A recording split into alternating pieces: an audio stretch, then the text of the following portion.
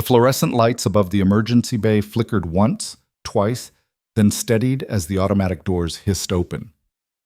Emily Carter stepped through carrying a trauma kit, her sneakers squeaking against linoleum still wet from the last cleanup. Nobody looked up. Not the residents huddled around a tablet. Not Dr. Marcus Ventura, who breezed past her shoulder without a glance, his expensive cologne trailing behind him like a signature.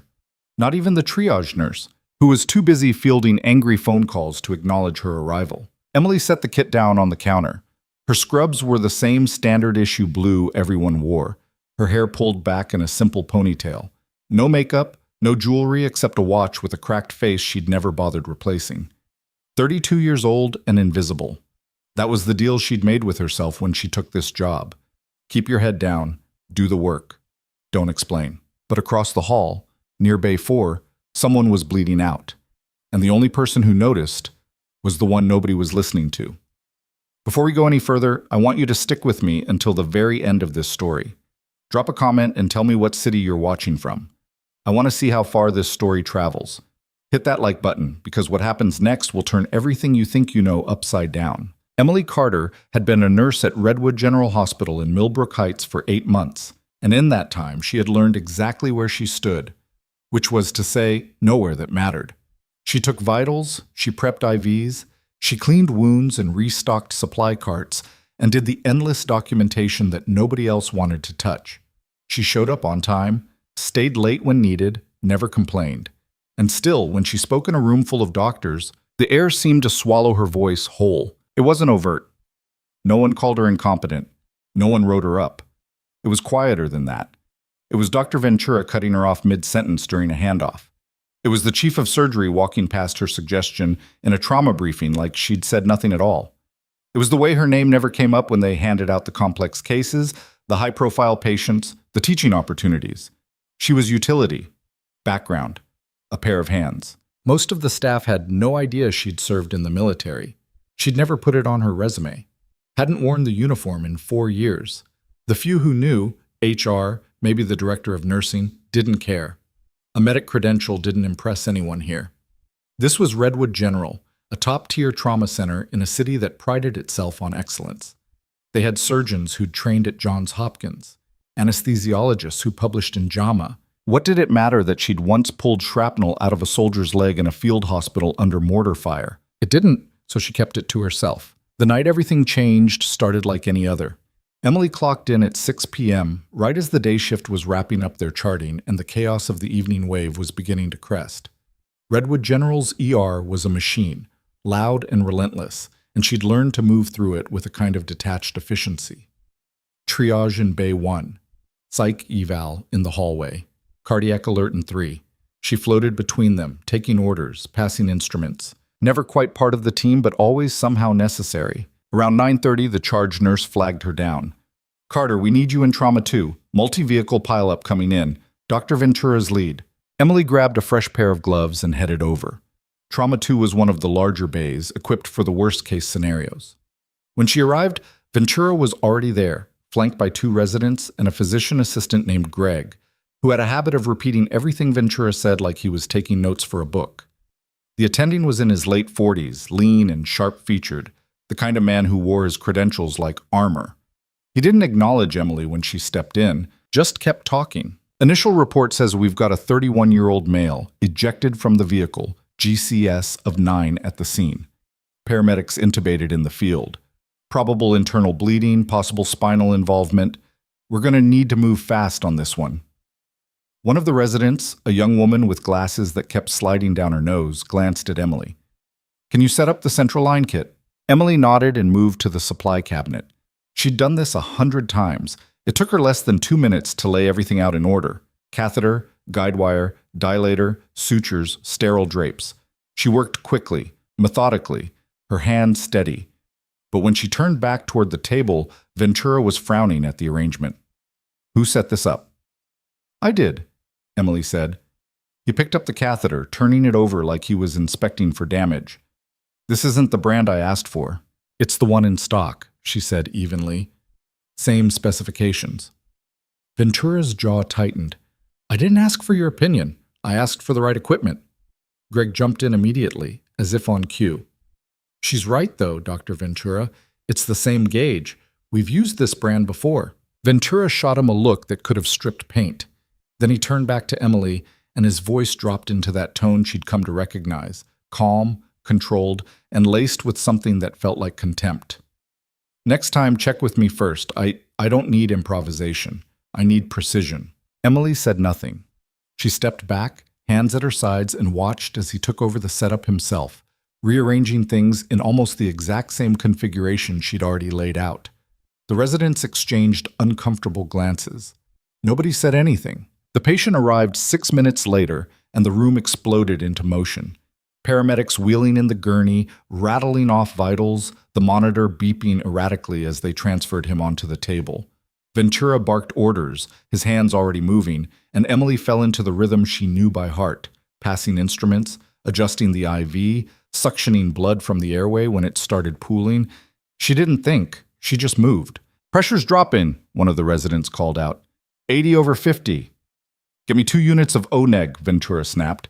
"And somebody page anesthesia. Where the hell is anesthesia?" Emily was already reaching for the phone on the wall, but Ventura cut her off. "Not you. Greg, make the call." She froze for half a second, then stepped back again. Greg fumbled with the phone, his hands shaking slightly as he dialed. The delay was only a few seconds, but Emily saw the patient's stats dip further. 78/46. The monitor's alarm started wailing. Ventura swore under his breath. "We need to get him upstairs now. Prep for OR." Emily moved toward the gurney to unlock the wheels, but Ventura held up a hand. "I've got it. You stay here and clean up." She stopped. The residents were already mobilizing, following Ventura as he wheeled the patient toward the elevator. Greg glanced back at her, something apologetic in his expression, but he didn't say anything. In 30 seconds, the room was empty except for Emily and the mess they'd left behind. Bloody gauze on the floor, discarded gloves, instruments scattered across the tray. She stood there for a moment, staring at the door they'd just rushed through. Then she exhaled slowly, pulled off her gloves, and started cleaning. It was after midnight when the call came over the hospital-wide intercom. "Code Silver. Repeat. Code Silver. All personnel. Lockdown protocol in effect immediately." Emily was in the supply room restocking when she heard it. Code Silver meant an active threat. Someone armed, someone dangerous. It didn't happen often, but when it did, the drill was clear. Lock the doors, turn off the lights, stay quiet, wait for security or police to give the all clear. She moved quickly, stepping out into the hallway and pulling the supply room door shut behind her. The overhead lights were already dimming as the automated system kicked in, and she could hear the distant sound of doors slamming, voices shouting. The ER was still full, patients in the bays, staff scattered across the floor. Panic was starting to ripple through the space like a current. A nurse Emily vaguely recognized rushed past her, eyes wide. "Did you hear? Someone's in the building. They've got guns!"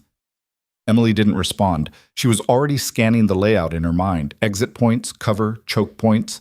Old instincts, the kind she'd buried for years, rising to the surface without permission.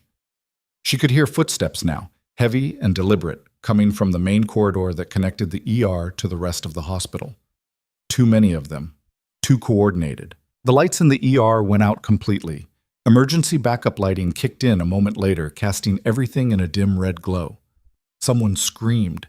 Emily moved toward the sound, her body low, her breathing controlled. She reached Bay 3 just as a crash echoed from the waiting room, glass shattering, something metal hitting the floor. Then she heard the voice. Male. Calm. Too calm. "Nobody moves. Nobody makes a sound. We're looking for someone. You give us what we want, we leave. Simple." Emily crouched behind a supply cart, peering around the edge. She could see them now, 4 men, maybe 5, dressed in street clothes but moving with a kind of practiced coordination that set off every alarm in her head. 2 of them were holding handguns. 1 had a shotgun. They weren't random. They weren't amateurs. One of the men stepped forward, pulling a phone from his pocket and holding up a photo. "Room 217, ICU. There's a patient up there. We need access." A security guard near the entrance tried to step in, his hand moving toward his radio. One of the intruders turned and fired a single shot into the ceiling. The sound was deafening in the enclosed space, and the room erupted into chaos. People screaming, scrambling for cover. The guard dropped his radio and put his hands up. Emily didn't move. She watched, counted, assessed. The man with the phone was giving orders, which made him the leader. The one with the shotgun was twitchy, kept glancing toward the hallway like he was expecting resistance. The other two were covering the exits. Standard formation. They'd done this before. Her pulse was steady. Her hands weren't shaking. That part of her she'd thought was gone. The part that had learned to function in the space between calm and chaos was still there. It had never left. One of the intruders grabbed a young resident by the collar, dragging him forward. You're going to take us to 217, now. The resident stammered something incoherent, his face pale, and the man shoved him toward the hallway. The group started moving, leaving one man behind to watch the ER. Emily stayed where she was, watching the one left behind. He was the youngest, maybe mid-20s, and his grip on the handgun was too tight, nervous. She waited until the others were out of sight, then moved. Not toward him, toward the nearest patient bay. There were still people in there, an elderly woman hooked up to oxygen, a teenager with a broken arm, a middle-aged man recovering from chest pain.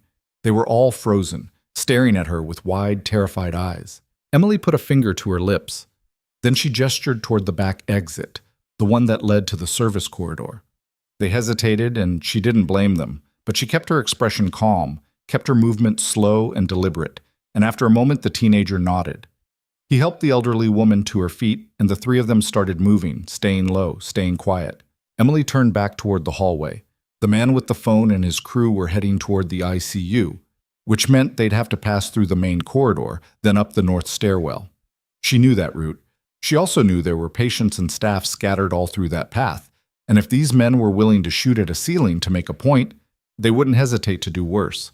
She needed to get ahead of them, and she needed to do it without anyone noticing. Emily slipped out of Bay 3 and into the service corridor, moving fast but silent. The backup lighting here was even dimmer, just enough to see the outlines of doors and equipment carts. She passed the radiology wing, the lab, the staff break room. Her mind was working in layers now, tactical, medical, logistical. Where would they go next? What would they need? How could she slow them down without escalating? She reached the north stairwell just as she heard voices above her. The intruders were one floor up, moving toward the ICU. She climbed the stairs two at a time, her sneakers barely making a sound, and reached the second-floor landing. The door to the ICU was 30 feet away, and she could see two nurses huddled near the station, their faces pale in the red glow. Emily moved toward them, staying close to the wall. When she reached the station, she crouched down beside the nurses. One of them, an older woman named Sandra, stared at her like she'd seen a ghost. "What are you doing?" Sandra hissed. "They told us to lock down."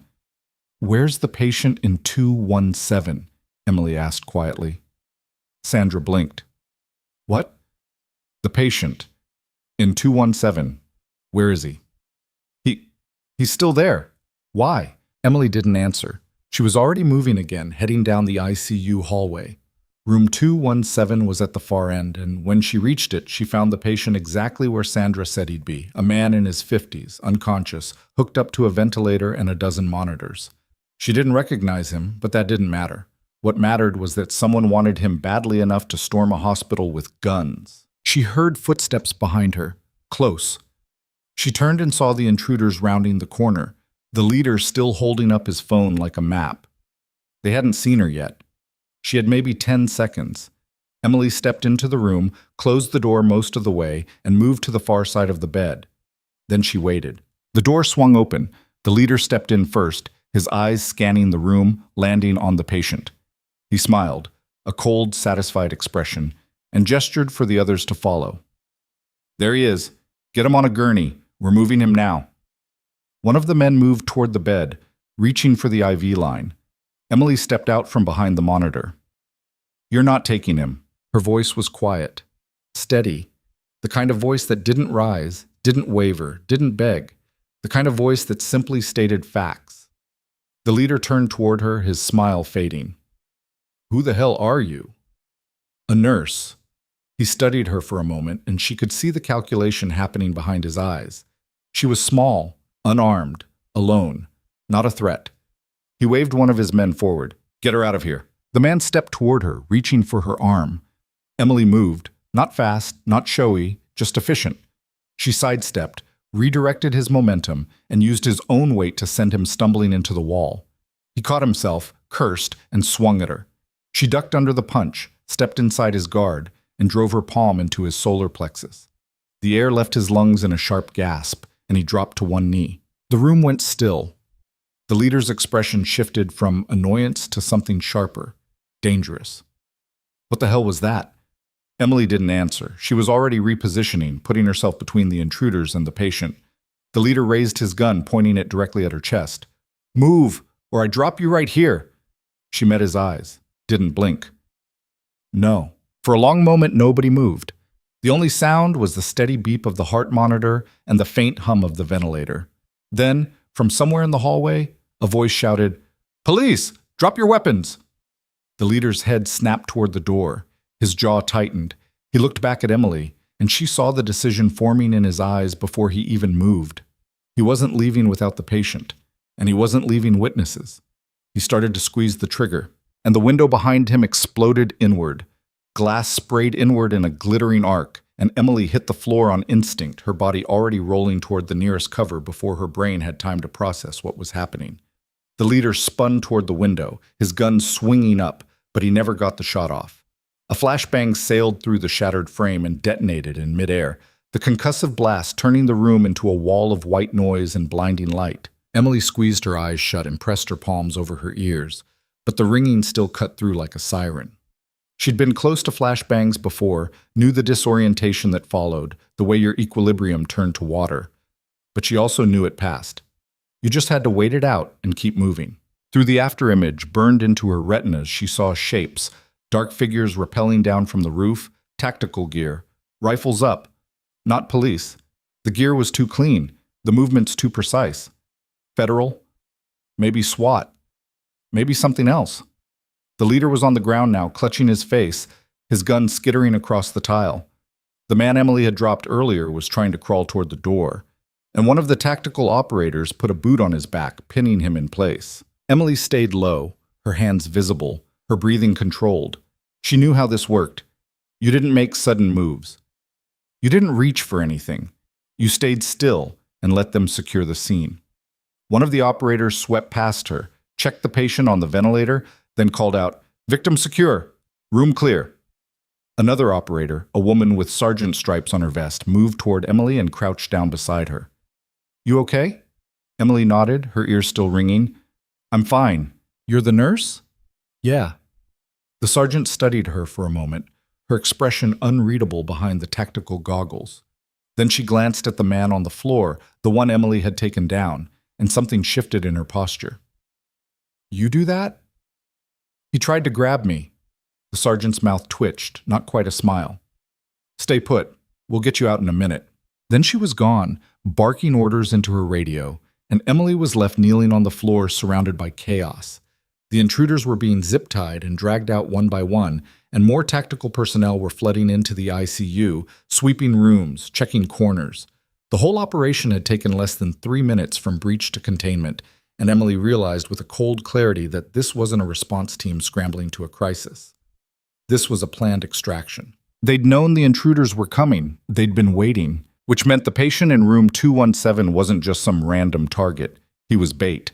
A medic appeared at her side, checking her over with quick, efficient movements. "Any injuries? Bleeding? Pain?" "I'm fine," Emily said again, though her hands were starting to shake now that the adrenaline was beginning to ebb. The medic didn't look convinced, but he didn't push. He moved on to check the patient on the ventilator, and Emily stood up slowly, her legs unsteady beneath her. The ICU was still in lockdown, the doors sealed, the lights dim.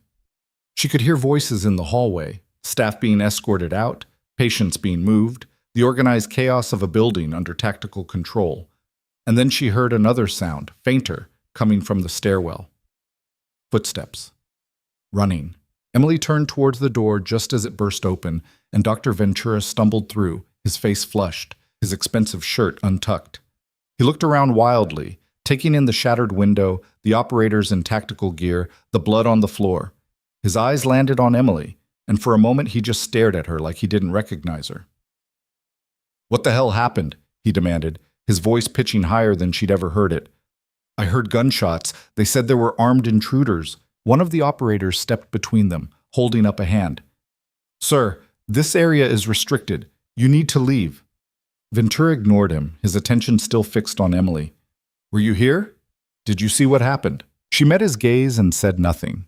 The operator repeated his instruction, firmer this time, and Ventura finally seemed to register that he wasn't in charge here.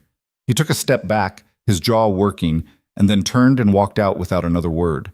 The door swung shut behind him, and Emily exhaled slowly. The sergeant reappeared, pulling off her goggles. Up close, Emily could see she was maybe 40, with sharp cheekbones and a scar that ran from her temple to her jaw.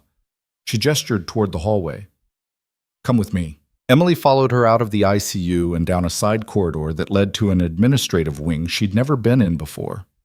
The sergeant opened a door to a small conference room, empty except for a table and a few chairs, and motioned for Emily to sit. Emily did, her hands folded in her lap, and the sergeant took the seat across from her. I'm Sergeant Mallory Haynes, the woman said. Federal Tactical Unit. We've been tracking the group that came through here tonight for the last 6 weeks. The patient in 217 is a federal witness. We knew there'd be an attempt to move him, so we set up a perimeter. Emily nodded slowly. You used the hospital as a trap. Haynes didn't flinch. We evacuated as many civilians as we could without tipping them off, but yeah, we needed them to commit. And the staff? The patients who couldn't be moved? We had operators positioned throughout the building. Nobody was going to get hurt. Emily's hands tightened slightly, but she kept her voice level. You didn't know that. Haynes leaned back in her chair, her expression unreadable. No, we didn't. She paused, then pulled out a tablet and set it on the table between them. I need to ask you a few questions, starting with what you were doing in that room. I work here. I'm a nurse. That's not what I meant. Emily said nothing. Haynes tapped the tablet and a video started playing. Security footage from the ICU hallway, grainy and washed out in the red emergency lighting. Emily watched herself move through the frame, fast and deliberate, her posture low, her movements economical. She watched herself step into room 217 and position herself between the intruders and the patient. She watched the confrontation, the way she'd disarmed the first man without hesitation, the way she'd stood her ground even with a gun pointed at her chest. Haynes paused the video. That's not standard nursing training. Emily didn't look away from the screen. I did 4 years in the Army, medic. Medic, Haynes repeated, her tone flat. You take down a 200-pound man with a combat strike, and you're telling me you were a medic. That's what my discharge papers say. Haynes studied her for a long moment, and Emily could feel the weight of the assessment, the way the sergeant was cataloging every detail, every micro-expression. Finally, Haynes leaned forward. Here's what I think. I think you've got training that goes deeper than what you're telling me. I think you saw a threat and you neutralized it because that's what you know how to do. And I think you're sitting here right now trying to figure out how much you need to say to get out of this room. Emily met her eyes. Am I under arrest? No? Then I'd like to go back to work. Haynes smiled, but it didn't reach her eyes. Your shift ended 2 hours ago. There are still patients who need care. The hospital's on lockdown. Nobody's going anywhere for at least another hour. Haynes closed the tablet and set it aside. Look, I'm not trying to jam you up. You did good work tonight. Better than good.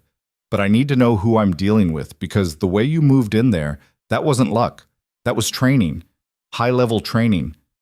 Emily said nothing. The silence stretched out between them, taut and uncomfortable, and finally Haynes sighed. Fine, have it your way. She stood up and moved toward the door, then paused with her hand on the handle. For what it's worth, you probably saved that witness's life. The operators were 30 seconds out when you stepped in. That's a long time when someone's got a gun on you. She opened the door. You're free to go, but if you change your mind about talking, here's my card. She set a small white business card on the table and left. Emily sat there for another minute, staring at the card, then picked it up and slipped it into her pocket. She stood, stretched the tension out of her shoulders, and walked out into the hallway. The hospital was still locked down, but the worst of the chaos had passed. Staff were being debriefed in small groups, and patients were being moved back to their rooms under the supervision of armed personnel. Emily made her way back to the ER, navigating the maze of corridors on autopilot, and when she finally pushed through the double doors, she found the place nearly empty. Most of the patients had been evacuated or relocated, and the few who remained were stable and sedated. Sandra was at the nurse's station, filling out paperwork with shaking hands. She looked up when Emily approached, her eyes red-rimmed. "Jesus, Carter, I thought you were dead." "I'm fine." "You're not fine. You were up there. I saw you go into 217. Sandra put down her pen and leaned back in her chair, exhaling shakily. "What were you thinking?" Emily didn't have an answer for that. Or maybe she did, and it wasn't one Sandra would understand. She'd been thinking about the patient, about the job, about doing what needed to be done because no one else was going to do it.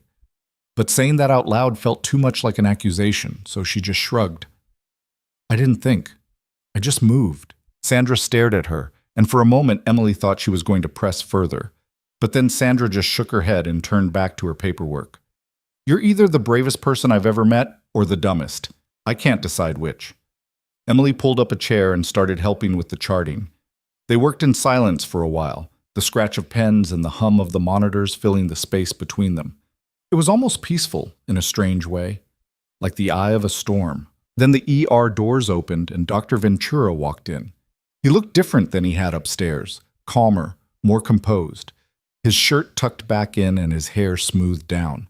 But there was something in his eyes, something tight and uncomfortable, that hadn't been there before. He scanned the room, spotted Emily, and walked over. "Carter, a word." Sandra glanced between them, then stood up and made herself scarce. Emily set down her pen and turned to face Ventura, waiting. He didn't sit, just stood there with his arms crossed, his jaw working like he was chewing on something bitter. "I heard what happened," he said finally. "Upstairs. In the ICU." Emily said nothing. "They're saying you intervene, that you put yourself between armed intruders and a patient. I did my job." Ventura's expression tightened. "Your job is to follow protocols, not to play hero." "The protocol was lockdown. I locked down. In a patient's room with armed men." He leaned in slightly, his voice dropping. "Do you have any idea how reckless that was? How easily you could have gotten yourself killed?" Emily held his gaze. "I'm still here." "That's not the point." "Then what is?" Ventura straightened, his arms dropping to his sides.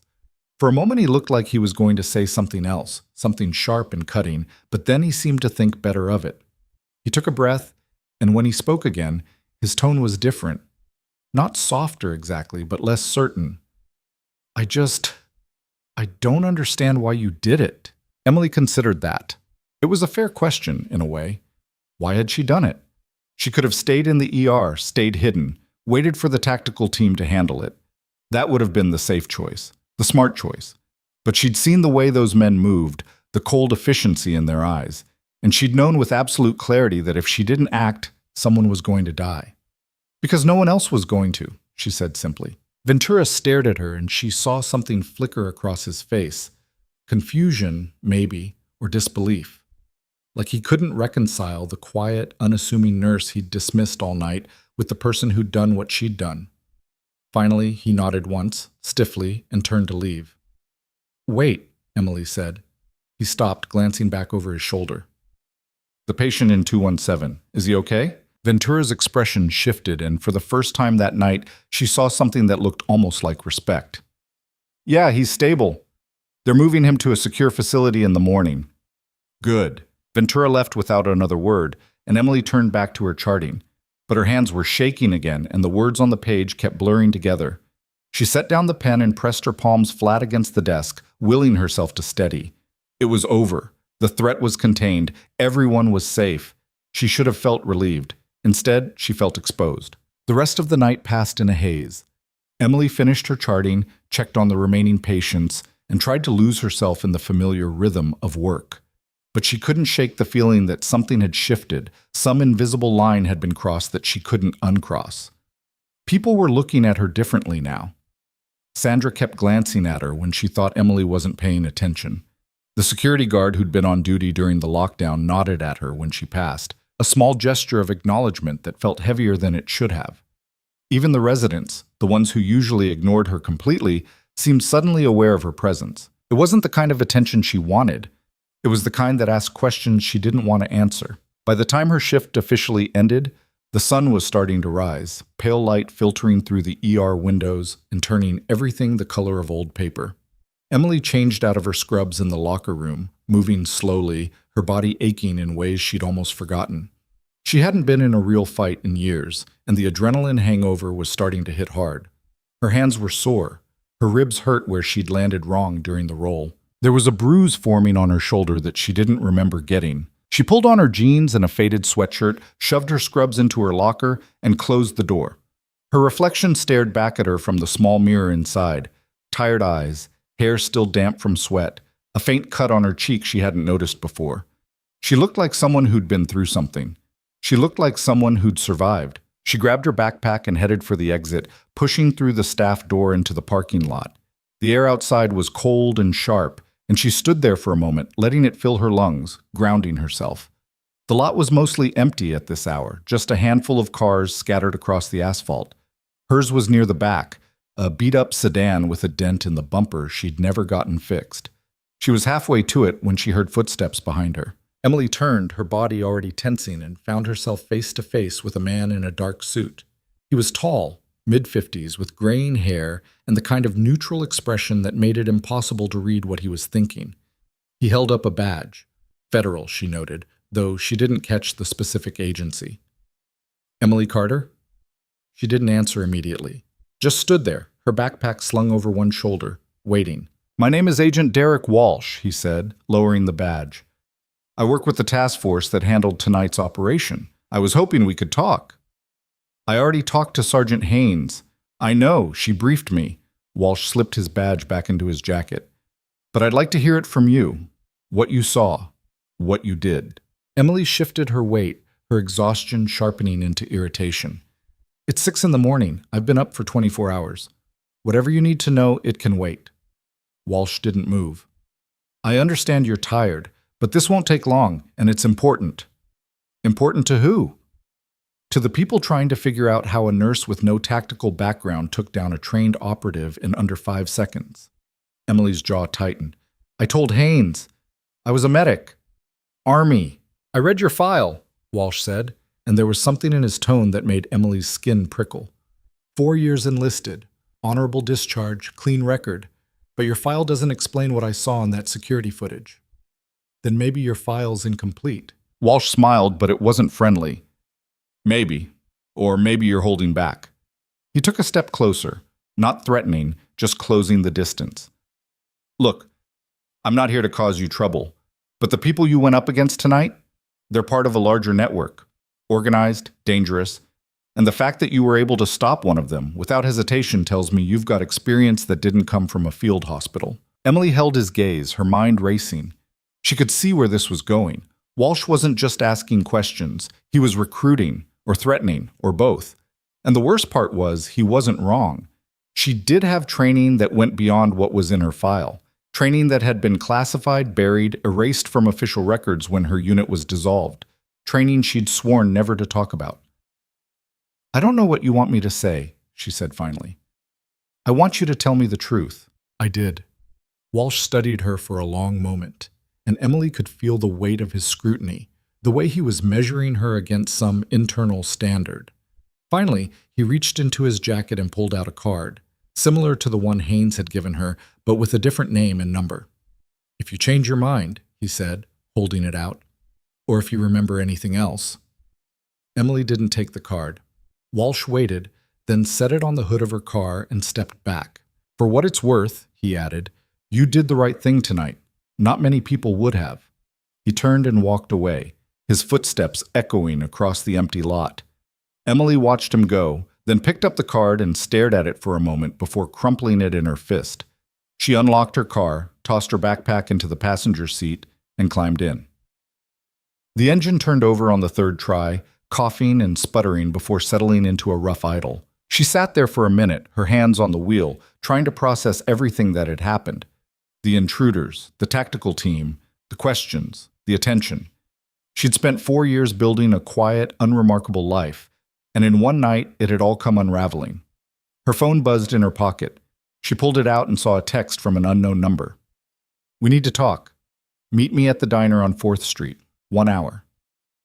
Haynes." Emily stared at the message, her thumb hovering over the screen. She could ignore it, drive home, lock the door, pretend tonight had never happened. But she knew that wasn't an option. Whatever she'd stepped into, it wasn't going away. She typed back a single word. "Fine." Then she put the car in gear and pulled out of the lot. The diner on 4th Street was the kind of place that existed in every city. Vinyl booths, chipped formica tables, coffee that tasted like it had been sitting on the burner since yesterday. Emily walked in at 7:30 and found Haynes already there, sitting in a corner booth with a mug in front of her. The sergeant looked up as Emily approached and gestured to the seat across from her. "You look like hell," Haynes said. "Thanks." Haynes signaled the waitress, who brought over another mug and filled it without asking. Emily wrapped her hands around the warmth and took a sip, grimacing at the bitterness. Haynes watched her with that same unreadable expression she'd worn in the hospital, then leaned back in her seat. "Walsh talked to you." It wasn't a question. Emily nodded. "He's persistent," Haynes continued. "Also a pain in the ass. But he's good at his job, which is why he's not going to let this go." "Let what go?" Haynes tilted her head slightly. "Come on, Carter. We both know you're not just some army medic who got lucky. The way you moved tonight, that was practiced, controlled. You've done this before." Emily set down her mug. "What do you want from me?" "The truth would be nice." "I already gave it to you." Haynes sighed, and for the first time Emily saw a flicker of frustration cross her face. "Look, I get it. You've got reasons for keeping your past locked down. Maybe it's classified. Maybe it's personal. I don't care. But here's the problem. Tonight puts you on a lot of people's radar. Federal, local, maybe even some folks who aren't on the right side of the law. And if you keep pretending you're nobody, someone's going to dig deeper. Someone always does." Emily's hands tightened around the mug. "What are you saying?" "I'm saying you've got a choice. You can keep your head down and hope this blows over, or you can get out in front of it." "Get out in front of it how?" Haynes pulled a folder from the bag beside her and slid it across the table. Emily opened it and found herself staring at a series of photos. Surveillance shots, tactical reports, incident summaries. The intruders from the hospital, the federal witness in room 217. A larger operation that stretched back months, maybe years. "We've been tracking this network for a long time," Haynes said. "Tonight was just one piece. There are more people out there, more targets, and we're stretched thin trying to cover all of them." She tapped the folder. "We could use someone with your skill set." Emily closed the folder and pushed it back across the table. "I'm not interested." "You haven't heard what I'm offering." "I don't need to. I have a job, a life. I'm not going back to that world." Haynes leaned forward, her voice dropping. "That world came to you tonight. Whether you like it or not, you're already back in it." The words hit harder than Emily wanted to admit. She looked away, staring out the window at the street beyond, the early morning traffic starting to build. Haynes was right. She'd crossed a line, and there was no uncrossing it. The question was what she did next. "I need time," Emily said finally. "Time's not something we have a lot of." "Then I guess you'll have to make do." Haynes studied her for a long moment, then nodded slowly. "Okay, take your time. But when you're ready, you know how to reach me." She stood up, dropped a few bills on the table for the coffee, and walked out without looking back. Emily sat there alone, staring at the folder Haynes had left behind. She didn't open it again, didn't need to. She could still see the faces from the photos, the cold determination in their eyes, the way they'd moved through the hospital like they owned the place. And she could still feel the weight of the gun that had been pointed at her chest, the split-second decision that had kept her alive. She told herself she was done with that life, that she'd left it behind when she walked away from the uniform, the missions, the constant edge of survival pressure that had defined her for so long. But tonight had proven what she'd always suspected deep down. You never really leave, you just wait for it to find you again. Emily drained the last of her coffee, left a tip on the table, and walked out into the morning light. The city was waking up around her, and somewhere in the distance she could hear sirens, always sirens, an endless soundtrack of emergencies and chaos. She got back in her car, drove home to her small apartment on the east side, and collapsed onto the couch without bothering to change. She was asleep in seconds, but her dreams were full of shattered glass and red emergency lights, and a voice asking the same question over and over. Who are you? When she woke up, it was late afternoon and her phone was buzzing. She picked it up, groggy and disoriented, and saw a string of missed calls. Most were from unknown numbers, but one was from the hospital. She listened to the voicemail, her stomach sinking with every word. It was the director of nursing, asking her to come in for a meeting. Tomorrow morning, 9 a.m. No explanation, just the time and the room number. Emily sat up slowly, her head pounding. She knew what this was. The hospital wanted answers, wanted to know why one of their nurses had been involved in a federal operation, wanted to know if she was a liability. She thought about ignoring the call, thought about walking away, finding another job, another city, another life where no one knew her name or what she'd done. But even as the thought crossed her mind, she knew she wouldn't, because running had never solved anything. It just delayed the inevitable. She showered, changed, and spent the rest of the evening preparing for whatever was coming. And when she finally went to bed, she lay awake staring at the ceiling, listening to the sounds of the city outside her window, wondering if she'd made the right choice all those years ago when she'd walked away from the only thing she'd ever been truly good at. The next morning, she arrived at Redwood General 20 minutes early. The director's office was on the third floor, tucked into a quiet corner away from the chaos of the main hospital. Emily knocked once and heard a voice call out for her to enter. Inside, she found not just the director of nursing, but also the hospital's chief of staff, a lawyer she didn't recognize, and Dr. Marcus Ventura. The director gestured to an empty chair. Miss Carter, thank you for coming. Please sit down. Emily sat, her hands folded in her lap, and waited. The director exchanged a glance with the lawyer, who opened a file and began reading from it in a flat, emotionless tone. On the night of the incident, you were observed entering a restricted area during an active lockdown, engaging with armed intruders, and placing yourself and others at significant risk. While we understand your intentions may have been to protect a patient, your actions violated multiple hospital protocols and created potential liability issues for this institution. Emily listened without reacting. She'd expected this. The lawyer continued for another minute, listing off policy violations and procedural failures, and then finally looked up from the file. Given the circumstances, we're recommending a suspension pending a full investigation into your conduct. Ventura shifted in his seat, and Emily saw his jaw tighten. The director held up a hand before he could speak. However, she said carefully, there are complicating factors. We've been in contact with federal authorities who have indicated that your actions may have prevented a more serious outcome. They've also made it clear that any disciplinary action against you would reflect poorly on the hospital's cooperation with their ongoing investigation. The lawyer closed the file, which puts us in a difficult position. Emily finally spoke. What do you want from me? The director leaned forward. We want to understand who you are, Ms. Carter. Your employment file is sparse. You've worked here for 8 months, and in that time you've been reliable, competent, and unremarkable. And then in one night, you demonstrate capabilities that suggest a background we were not made aware of during the hiring process. I was a medic, I told you that. You told us you served in the Army, the chief of staff interjected. You didn't tell us you were trained in tactical operations. Because I wasn't hired for tactical operations. I was hired to be a nurse. The room went quiet. Ventura was staring at her now, his expression unreadable. The director exchanged another glance with the lawyer, then sighed. Ms. Carter, we're not trying to punish you, but we need to know if there are other aspects of your background that could create risk for this institution or its patients. Emily met the director's eyes. There aren't. Then why did you do what you did? Because someone had to. The simplicity of the answer seemed to throw them.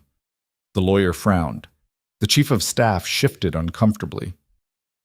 And Ventura looked at her like he was seeing someone entirely different from the quiet nurse he'd dismissed 100 times before. The director stood up. We'll table the suspension for now, but I want a full written report on your actions that night, and I want it on my desk by the end of the week. Understood? Emily nodded and stood to leave. But as she reached the door, Ventura called out. Carter? She paused, glancing back. For what it's worth. He hesitated, then continued. You saved that man's life. I don't know if anyone said that to you yet, but you did. Emily didn't respond. She just walked out, letting the door close softly behind her. She made it to the elevator before her hand started shaking again. She pressed the button for the ground floor and leaned against the wall, her eyes closed, her breath coming in short, controlled bursts. She'd made it through. She'd answered their questions without revealing too much. She'd kept the line intact. But as the elevator descended, she felt the weight of everything she'd been holding back pressing down on her like a physical force. The lies, the omissions, the carefully constructed life that was starting to crack at the seams. The doors opened and Emily stepped out into the main lobby. And that's when she saw them. Two men in dark suits standing near the entrance. One of them was Agent Walsh. The other she didn't recognize, but he had the same look. Federal, serious, not here for a friendly chat. Walsh spotted her and started walking over, his expression grim. Emily's pulse kicked up, but she kept moving, heading for the exit. Walsh intercepted her before she reached the doors. "We need to talk," he said quietly. "Now. I have nothing to say to you. The network we were tracking, they know who you are." Emily stopped, turned. "What?" Walsh glanced around the lobby, then lowered his voice. "One of the men you took down last night, he talked, gave us names, locations, the whole structure, but he also gave them something, a description. Your face. They know you're the one who stopped the extraction." Emily's blood went cold. "How many of them?" "Enough!" Walsh's expression was deadly serious now. "They've put a target on you, Carter, and they don't forgive loose ends." Emily's apartment was on the 4th floor of a building that had seen better decades, and she took the stairs instead of the elevator because elevators were traps. Walsh and his partner, a younger agent named Torres, who hadn't said a word since they'd left the hospital, followed her up without complaint, though Torres kept glancing at the stairwell exits like he was mapping escape routes in his head. Smart. She unlocked the door and pushed it open, scanning the interior before stepping inside. Everything looked exactly as she'd left it. The couch where she'd collapsed that morning. The kitchen counter with yesterday's coffee mug still sitting there. The stack of unopened mail by the door. Nothing disturbed. But that didn't mean nothing had been touched. Walsh entered behind her, and Torres took up a position near the window, his hand resting casually near his waistband where Emily knew a weapon was holstered. She set her bag down on the counter and turned to face them. "You said they know who I am. How specific?" Walsh closed the door. "Name, workplace, general description. They don't have your address yet, but it's only a matter of time." "How much time?" 24 hours. Maybe less." Emily absorbed that, her mind already moving through the logistics. She had a go bag in the closet, always had, packed with cash and a change of clothes and documents under a name she hadn't used in years. She could be gone in 10 minutes, disappear into another city, another life, another carefully constructed illusion of normalcy. She'd done it before. But Walsh was watching her with that same assessing look, and she realized he knew exactly what she was thinking. "Running won't help," he said. "These people are connected. They've got resources, networks, people in places you wouldn't expect. You go dark, they'll just widen the search until they find you." "Then what do you suggest?" "We bring you in, protective custody, keep you off the grid until we can dismantle the rest of their operation." Emily almost laughed. "You want me to sit in a safe house while you do your job?" "I want you alive. I've stayed alive this long without your help." Walsh's jaw tightened. "You've stayed alive because you've been invisible. That's over now. You put yourself in the middle of a federal operation, and there are consequences to that. I put myself in the middle of saving someone's life. And I'm grateful. But gratitude doesn't stop bullets." Torres finally spoke up, his voice quiet. "There's another option." Walsh shot him a look, but Torres continued anyway. "She could help us, actively. She's got skills we need, and if she's already a target, might as well make it count." "Absolutely not," Walsh said immediately. "She's a civilian. She was military. She was a medic." "She dropped a trained operative in 5 seconds, Torres said, his tone mild but his point sharp. "That's not medic training." The room went silent. Emily could feel both men watching her now, waiting to see how she'd respond. She walked over to the window and looked out at the street below. Morning traffic, people going to work, a woman pushing a stroller. Normalcy. The kind she'd tried so hard to build and maintain. "What's the operation?" she asked without turning around. Walsh hesitated. "That's classified." Then I'm not interested. Carter, you show up at my workplace, tell me I'm a target, and then ask me to trust you without giving me anything to work with. That's not how this works. She turned to face him. You want my help? Tell me what I'm walking into. Walsh and Torres exchanged a glance. Then Walsh pulled out his phone, tapped the screen a few times, and held it out to her. Emily took it and found herself looking at a photo of a man in his 60s, gray hair, expensive suit, the kind of face that belonged in boardrooms and country clubs. Victor Kane, Walsh said, real estate developer, philanthropist. And according to our investigation, the head of a trafficking network that moves everything from weapons to people across 3 states. Emily studied the photo. Kane looked ordinary, respectable, the kind of man who'd shake your hand at a charity gala and donate a wing to a hospital. How does this connect to the hospital? The witness in room 217 was one of Kane's accountants. He got cold feet, decided to cooperate with the feds, and we've been protecting him for the last 2 months. Kane's people have tried to get to him twice before last night. This was their most aggressive attempt. And now they know I'm the one who stopped it. Exactly. Walsh pocketed his phone. Kane doesn't tolerate interference. He's already put the word out. $50,000 for information leading to your location. $100,000 for confirmation of your death. Emily's hands went cold. She'd known people like Kane, had dealt with them overseas in places where money and power were the only laws that mattered. They didn't forgive. They didn't forget. They just eliminated problems. So what's your plan? She asked. We've been trying to get close to Kane for years, Walsh said, but he's insulated. Layers of security, legal protection, people who'd die before they'd talk. The accountant gave us financial records, but that's not enough for an indictment. We need something more direct. And you think I can get it? I think you can get inside his circle in a way we can't.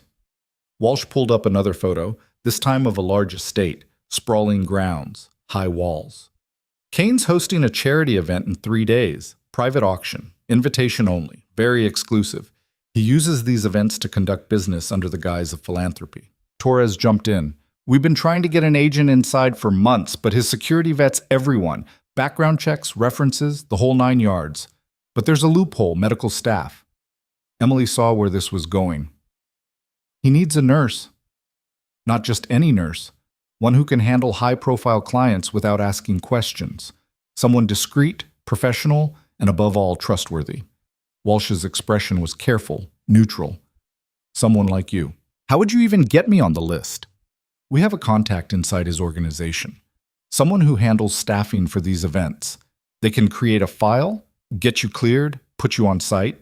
After that, it's up to you to gather evidence, recordings, documents, anything that connects Kane directly to criminal activity. Emily walked back to the counter and picked up her coffee mug, staring at the cold remnants inside. And if I say no, then we put you in protective custody and hope we can close this case before Kane's people find you. Walsh paused. But I don't think that's what you want. He was right. Sitting in a safe house, waiting, relying on someone else to keep her alive, that wasn't who she was. Never had been.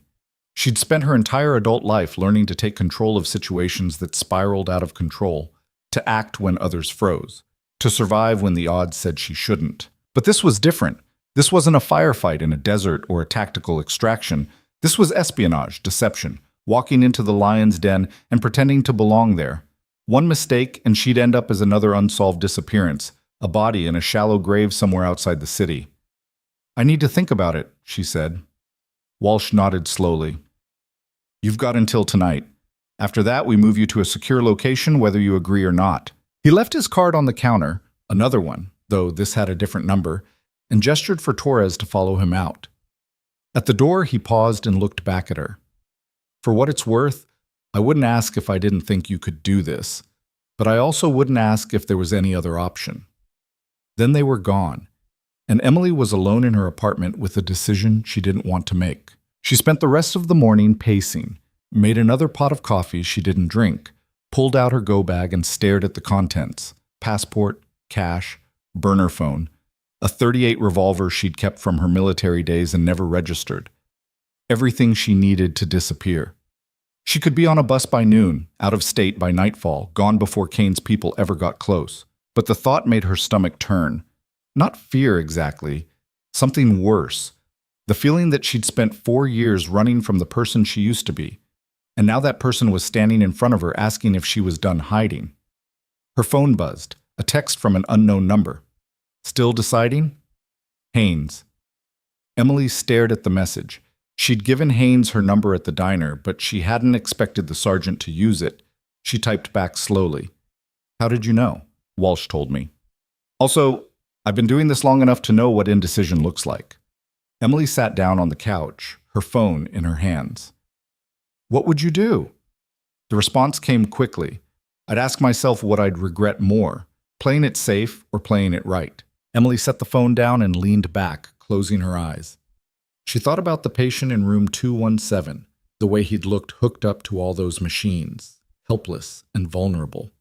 She thought about the intruders, the cold efficiency in their movements, the way they'd been willing to kill anyone who got in their way. She thought about Kane, sitting in his mansion, insulated by money and power, ordering hits like he was ordering dinner. And she thought about the people who'd dismissed her, talked over her, treated her like she was invisible. Ventura. The residents. The entire hospital staff who'd never bothered to see her as anything more than a pair of hands. They'd underestimated her because she was quiet, because she didn't make noise, because she'd spent so long trying to blend in that she'd almost convinced herself she was nobody. But she wasn't nobody. And maybe it was time to stop pretending. She picked up her phone and called the number on Walsh's card. He answered on the second ring. "I'm in," she said. "But I have conditions." "Name them." "I don't go in unarmed. I don't go in without a way out. And if this goes sideways, you pull me immediately. No waiting, no hesitation." Walsh was quiet for a moment. "Agreed. Can you be at the federal building in 2 hours?" "I'll be there." She hung up and stood, her decision made. There was no going back now.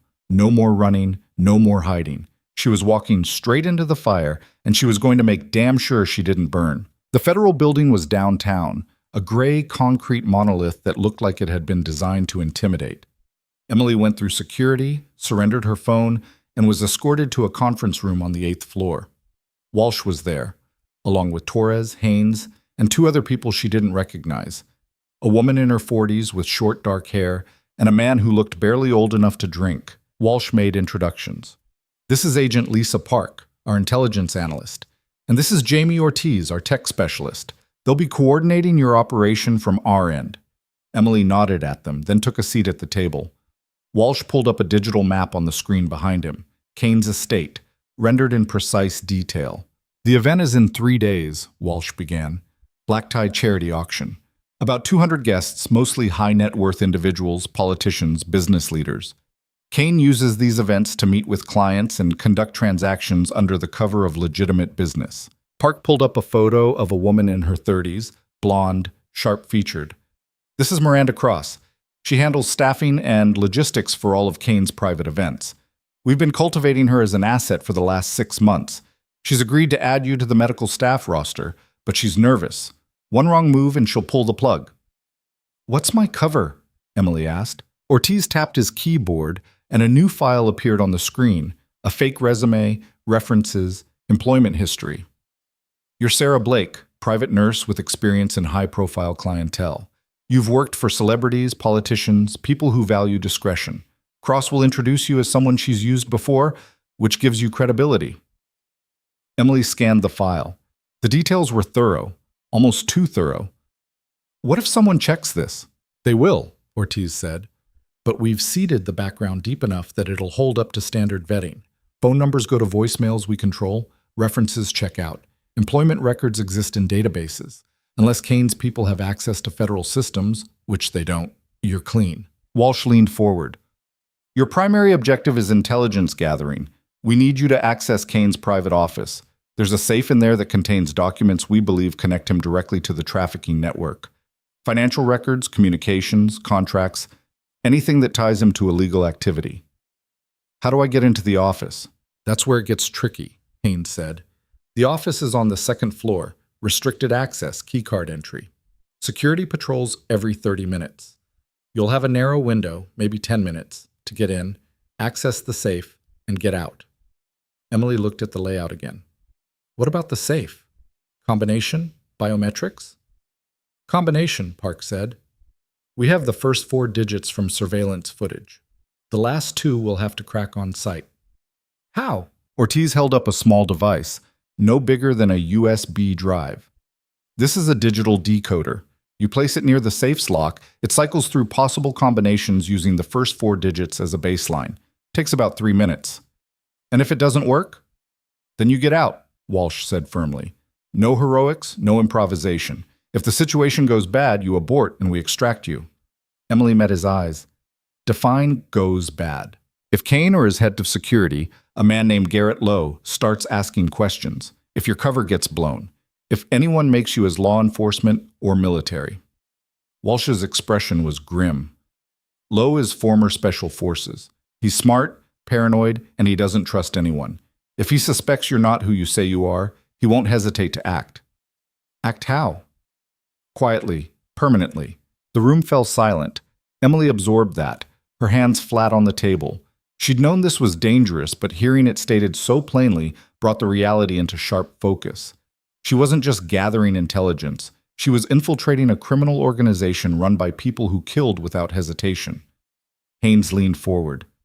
You don't have to do this, Carter. We can still put you in protective custody. Emily shook her head. I'm not backing out. Good, Walsh said, because we're running out of time. Kane's network is expanding, and every day we delay, more people get hurt. You're our best shot at stopping him. Park pulled up another set of photos. Victims, most of them young, all of them lost in the system. Trafficking cases.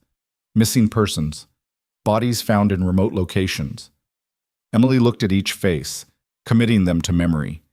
These were the people Kane had destroyed, the ones no one had been able to protect. When do we start? She asked. Now, Walsh said. Park will brief you on Kane's known associates. Ortiz will train you on the equipment. Haynes will run tactical scenarios. You've got 3 days to become Sarah Blake. For the next 72 hours, Emily lived in the federal building. She memorized names, faces, backgrounds, learned the layout of Kane's estate until she could navigate it in her sleep, practiced using the decoder, the hidden microphone Ortiz built into a medical kit, the emergency beacon disguised as a watch. She rehearsed her cover story until it felt like truth, until Sarah Blake's history became as real as her own. Haynes ran her through scenarios, pushing her to think like an operator again. How to read a room, how to spot threats, how to extract information without asking direct questions. It was muscle memory, skills she'd buried but never lost. And by the 3rd day, Emily felt something shift inside her, a cold, focused clarity she hadn't experienced in years. The night before the event, Walsh called her into his office. He looked tired, lines etched deep around his eyes. Last chance to walk away, he said. Emily sat down across from him. I'm not walking. He nodded slowly. Okay, then there's something you need to know. The accountant, the one in room 217, he died this morning. Emily felt the air leave her lungs. What? Cardiac arrest. Hospital says it was natural causes, stress-related. Walsh's expression was hard. But we found traces of potassium chloride in his system. Someone got to him. Inside the secure facility? We're still investigating, but yeah, someone inside had access. He paused. Kane has people everywhere, Carter. In law enforcement, in hospitals, in places we're supposed to trust. That's why this operation is so critical. We can't wait for another witness. We need direct evidence. Emily's hands tightened on the armrests. Then I'll get it. Just remember, if this goes wrong, we might not be able to get you out. Kane's estate is a fortress. Once you're inside, you're on your own until you reach the extraction point. Understood. Walsh studied her for a long moment, then reached into his desk and pulled out a small box. Inside was a single earpiece, barely visible. This is for emergencies only, one-way communication. If you activate it, we'll hear everything, but we can't respond. Use it if you're compromised and need immediate extraction. Emily took the earpiece and slipped it into her pocket. Anything else? Yeah. Walsh's expression softened slightly. Don't die. I'd hate to have to explain that to Haynes. Emily almost smiled. I'll do my best. The next evening, a car picked her up from a hotel downtown. Part of the cover. Sarah Blake arriving from out of state. The driver didn't speak, just handed her an envelope with her credentials and a key card. Emily opened it and found a badge with her photo and the name Sarah Blake printed beneath it. Medical staff. Level 2 clearance. She slipped the badge into her jacket pocket and watched the city roll past through the tinted windows. The sun was setting, painting the sky in shades of orange and red, and she felt a strange calm settle over her. This was it. No more preparation, no more rehearsals, just the job. Kane's estate was 40 minutes outside the city, tucked into the hills where property values were measured in acres rather than square feet. The car passed through 2 security checkpoints before reaching the main gate, where guards in dark suits checked her credentials and waved them through. The driveway curved through manicured grounds, past fountains and sculptures, until the mansion came into view, 3 stories of stone and glass, lit up like a beacon. The car stopped at a service entrance, and Emily stepped out. A woman was waiting for her, clipboard in hand, blonde hair pulled back in a severe bun. Miranda Cross. "Sarah Blake?" Cross asked, her voice clipped. "That's me." Cross looked her over, her expression neutral. "Follow me. I'll show you the medical station." They entered through a side door and moved through a maze of service corridors, passing catering staff and security personnel. The air smelled of expensive food and fresh flowers. Emily kept her expression calm, professional, playing the role of someone who'd done this 100 times before. Cross led her to a small room off the main ballroom, set up with basic medical supplies. First aid kit, oxygen tank, defibrillator, standard event coverage. "You'll monitor guests from here," Cross said. "If anyone needs assistance, you respond immediately. Keep it discreet. Mr. Kane values discretion above all else." "Understood." Cross handed her a radio. "Channel 3 is for medical. Channel 5 is for security. Don't use Channel 5 unless it's an emergency." Emily clipped the radio to her belt. "When does the event start?" 30 minutes. Guests are already arriving." Cross checked her clipboard. "I'll be coordinating from the main floor. If you need anything, call me." She left, and Emily was alone. She did a quick inventory of the room, locating the exits, checking the equipment. Everything was exactly as Ortiz had described. She activated the hidden microphone in her kit, a brief double tap that sent a signal back to the federal building. Confirmation that she was in position. Now came the hard part: waiting. The event began right on schedule. Emily could hear the murmur of conversation, the clink of glasses, music from a string quartet. She stayed in the medical room, monitoring the radio chatter, waiting for the right moment. Her objective was the second floor, but she needed a reason to be there. A medical emergency would work, but it had to be convincing. 40 minutes in, she heard Cross's voice over the radio. "Medical to ballroom. Guest experiencing chest pain near the West Bar." Emily grabbed her kit and moved quickly, weaving through the crowd. She found the guest, a man in his 70s, pale and sweating, and knelt beside him. Took his pulse, checked his breathing. Possible angina. Not immediately life-threatening, but enough to justify action. "I need to get him somewhere quiet," she said to Cross, who'd appeared at her elbow. "Is there a room nearby?" Cross hesitated, then nodded. "Second floor. There's a sitting room." "Perfect." 2 security guards helped Emily get the man upstairs, and she noted the layout as they moved. Hallways, doors, camera positions. The sitting room was at the end of the corridor, and Kane's office was 3 doors down on the right, exactly where the blueprint said it would be. She treated the guest, gave him aspirin, monitored his vitals until he stabilized. The guards waited outside, and Emily used the time to scan the hallway through the crack in the door. Security patrol had just passed. She had maybe 8 minutes before the next one. She told the guards the guest needed rest and closed the door. Then she moved. The hallway was empty. Emily slipped out of the sitting room and headed for Kane's office, her movements quick and silent. The keycard Cross had given her worked on the first try, and the door clicked open. She stepped inside and closed it behind her. The office was large, dominated by a massive desk and floor-to-ceiling windows overlooking the grounds. Emily moved to the desk and found the safe behind a painting on the wall. Classic. She pulled out Ortiz's decoder, placed it against the lock, and activated it. The device hummed softly, cycling through combinations. Emily turned away from it and started searching the desk drawers, looking for anything useful. Financial records. Correspondence. A ledger with names and numbers that looked like transactions. She pulled out her phone and started photographing everything, her hands steady despite the adrenaline flooding her system. The decoder beeped. Combination cracked. Emily opened the safe and found stacks of documents inside. Contracts, bank statements, communications with names she recognized from Walsh's briefings. She photographed it all, working as fast as she dared. This was enough. More than enough. Evidence that would connect Kane directly to trafficking, money laundering, conspiracy, everything Walsh needed. Then she heard footsteps in the hallway. Emily froze, her pulse spiking. The footsteps stopped outside the office door. She closed the safe, rehung the painting, and moved behind the desk just as the door opened. A man stepped inside.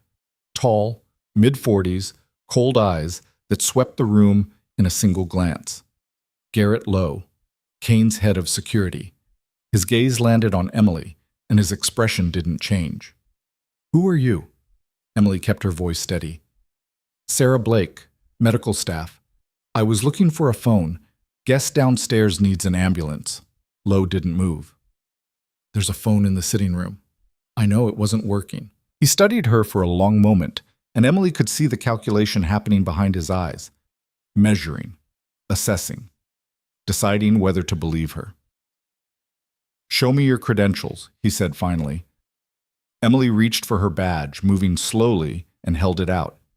Lowe took it, examined it, then pulled out his phone and made a call. Emily's blood went cold. He was checking her background. If he dug too deep, if he found something that didn't match— "Sarah Blake," Lowe said into the phone. "Medical staff. Run her file." Emily waited, her mind already mapping escape routes. The window was too high. The door was blocked. If this went bad, she'd have to fight her way out, and Lowe looked like someone who knew how to handle himself. Lowe listened to whoever was on the other end, then nodded and hung up. He handed her badge back. "You're clear, but Mr. Kane's office is off limits to staff. Next time, use the phone in your assigned area." "Understood. My apologies."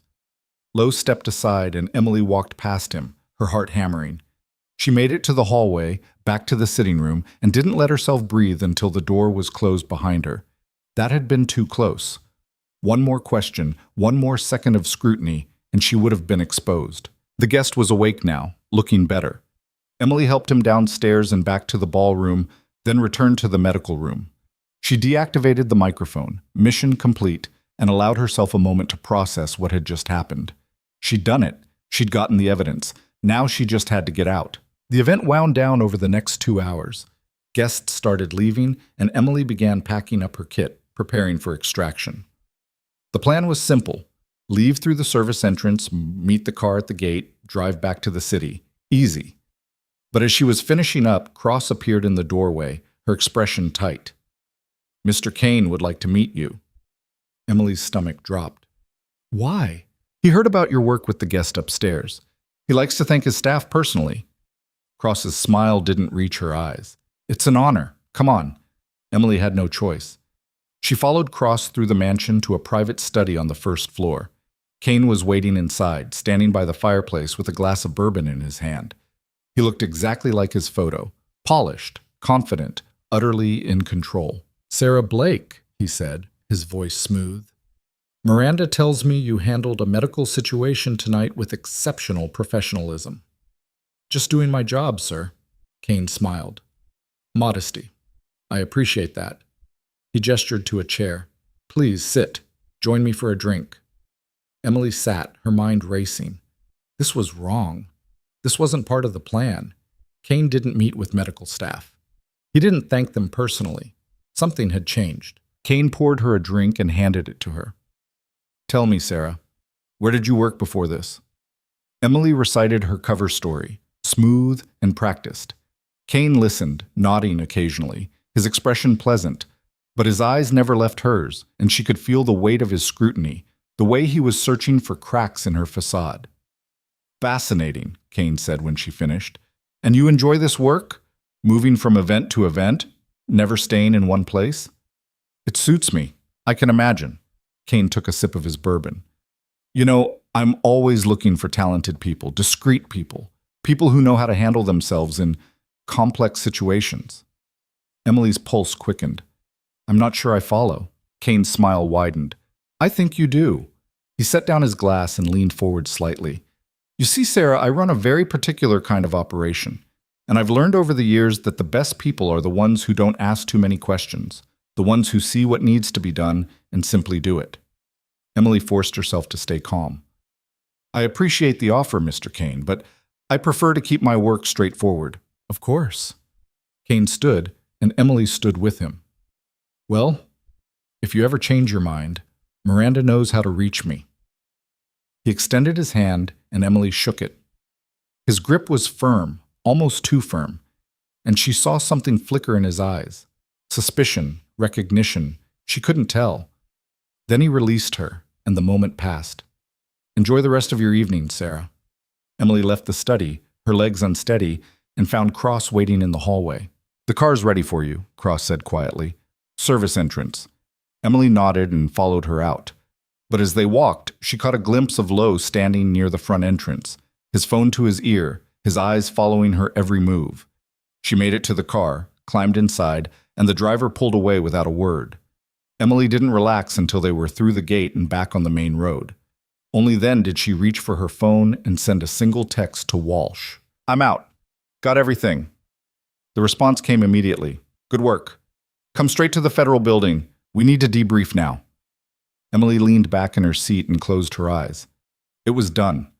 She'd gotten the evidence. She'd survived. But something about that final conversation with Kane gnawed at her, a splinter she couldn't quite dislodge. He'd known. Maybe not everything, but something. And if he knew, then so did Lowe, which meant this wasn't over, not even close. The car was 2 miles from the estate when Emily saw the headlights in the rearview mirror. A black SUV, closing fast. We've got a tail, the driver said, his voice tight.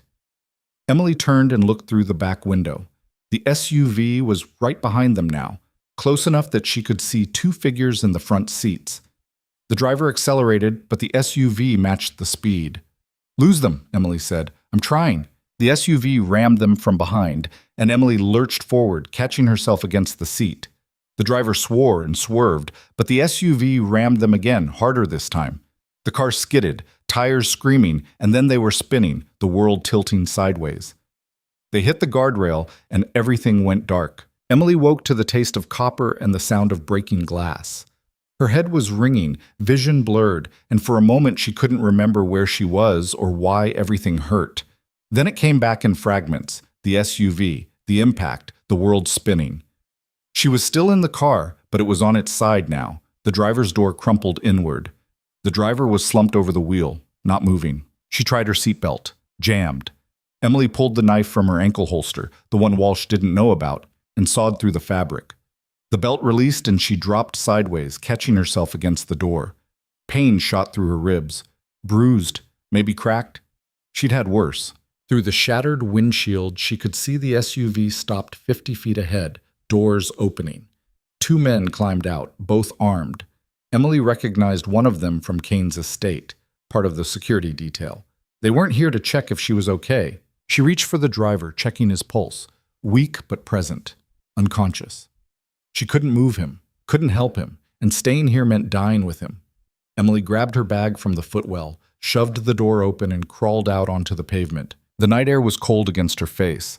They were on a stretch of highway outside the city, no other cars in sight. Trees on both sides. Darkness everywhere except the headlights from the SUV cutting through the wreckage. Emily stayed low, using the overturned car as cover, and assessed her options. 2 armed men. No backup. Phone shattered in the crash. Radio dead. She still had the emergency earpiece Walsh had given her. Emily pulled it from her pocket and pressed it into her ear, then activated it with 2 quick taps. No response, but that was expected. One-way communication. They could hear her now, wherever they were monitoring, if they were monitoring. Walker and Simmons, one of the men called out, his voice carrying across the distance.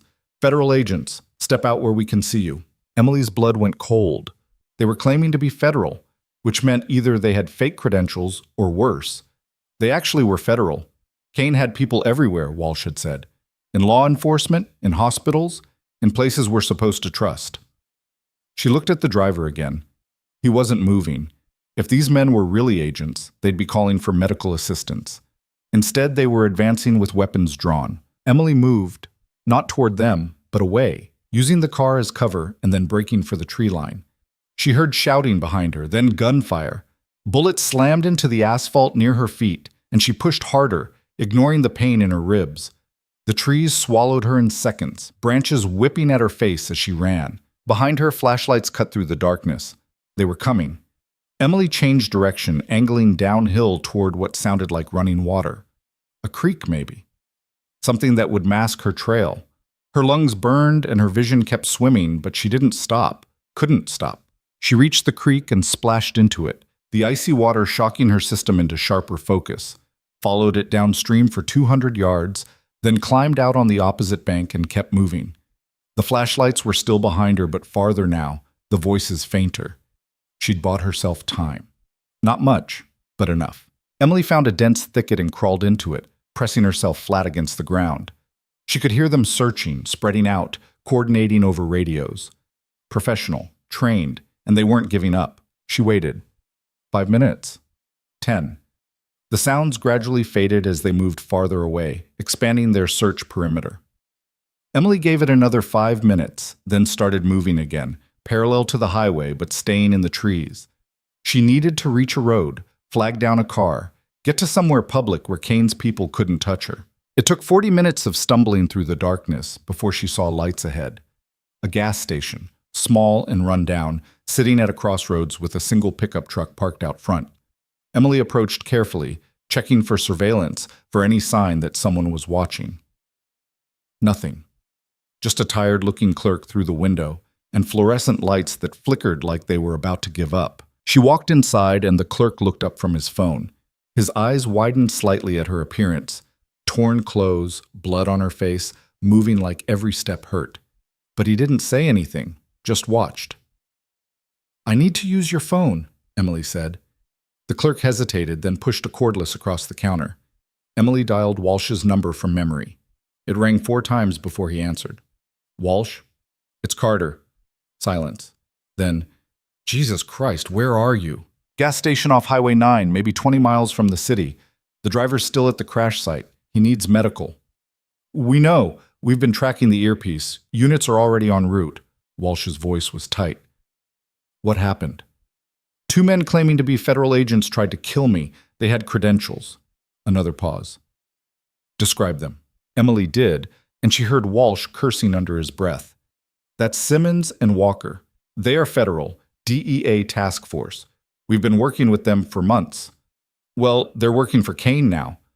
"That's not possible." "I'm telling you what I saw. They rammed us, waited for us to crash, then came after me with weapons drawn.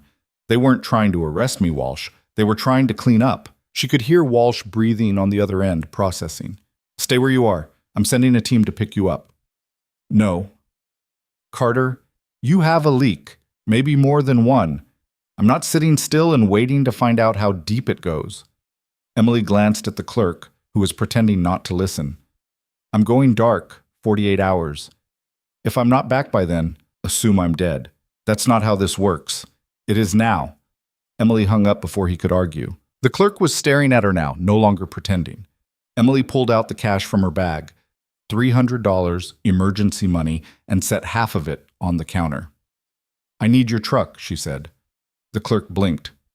"What?" "Your truck. I'll leave it at a police station in the city with the keys in the visor. You'll get it back tomorrow." "Lady, I don't know what you're mixed up in, but..." Emily added the rest of the cash to the pile. "Please." The clerk looked at the money, then at her face, then back at the money.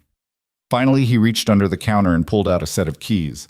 "Blue Chevy out front. It's got a busted taillight and the radio's broken, but it runs." "Thank you." Emily took the keys and left before he could change his mind. The truck started on the first try, and she pulled out onto the highway heading east, away from the city.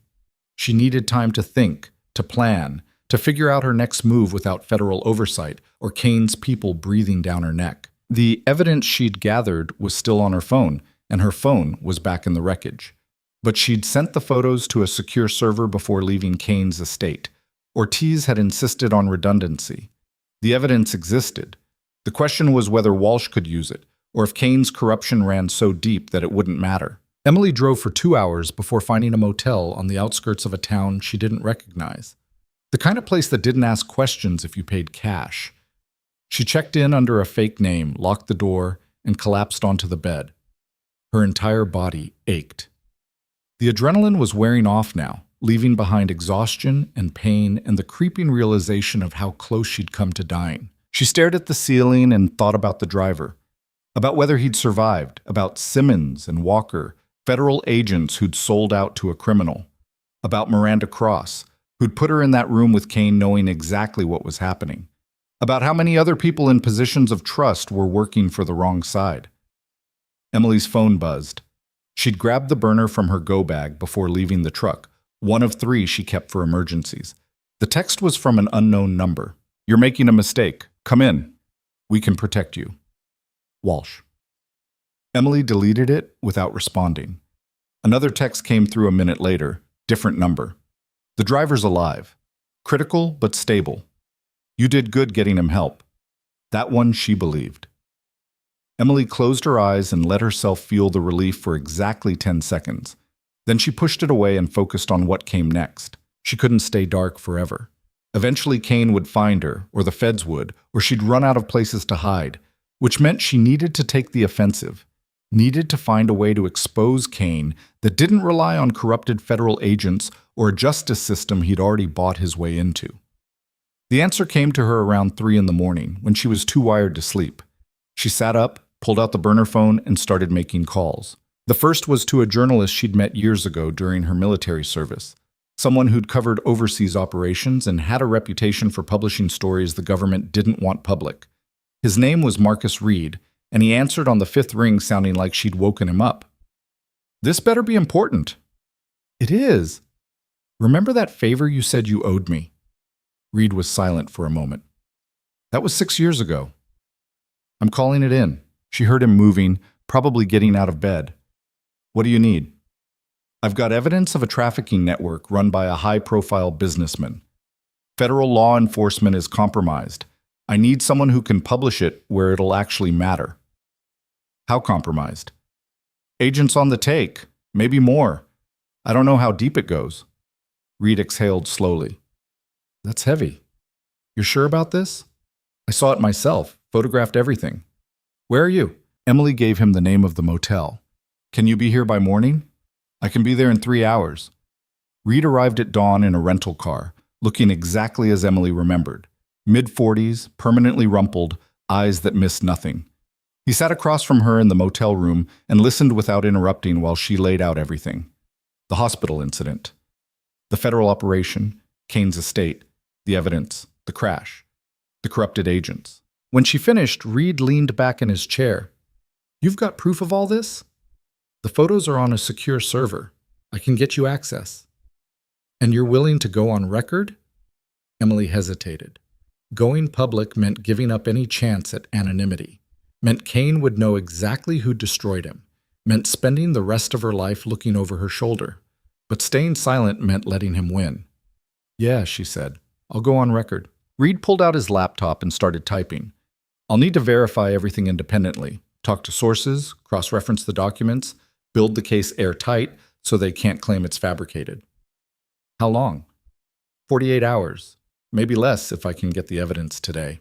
Emily gave him the server credentials Ortiz had set up, and Reed spent the next hour downloading files and making notes. She watched him work, feeling something shift inside her.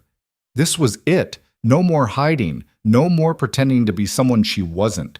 She was burning every bridge, every cover, every carefully constructed lie, and walking straight into the fire. Reed looked up from his laptop. "This is solid, better than solid. If even half of this holds up, Kane's done." "What about the federal agents? Simmons and Walker?" "Them too. Internal Affairs will have a field day." Reed closed the laptop. "But I need to ask, what happens to you after this goes public?" "I'll deal with it." "That's not an answer." Emily met his eyes. "I don't have a better one." Reed studied her for a long moment, then nodded. "Okay, I'll move fast. You should disappear until this breaks. Once it's out there, Kane won't be able to touch you without drawing more attention." "I'm not disappearing." "Carter, he's got people inside law enforcement, inside hospitals, maybe inside federal buildings." Emily stood up, pacing. "How many others has he bought? How many are still out there doing his work while we sit around waiting for a story to publish?" "What are you suggesting?" "I'm suggesting we don't wait." Reed's expression shifted. You want to go after him directly? I want to make sure he can't run, can't destroy evidence, can't disappear into some country without extradition while his lawyers tie this up for years. Emily stopped pacing and faced him. You published the story. I'll make sure there's someone to arrest when it breaks. That's insane and illegal.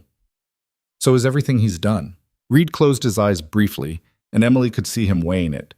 Finally, he opened them and shook his head. I can't be part of whatever you're planning, but I can give you a 12-hour head start before this goes live. That's all I need. They exchanged numbers, and Reed left. Emily watched him drive away, then went back inside and started preparing.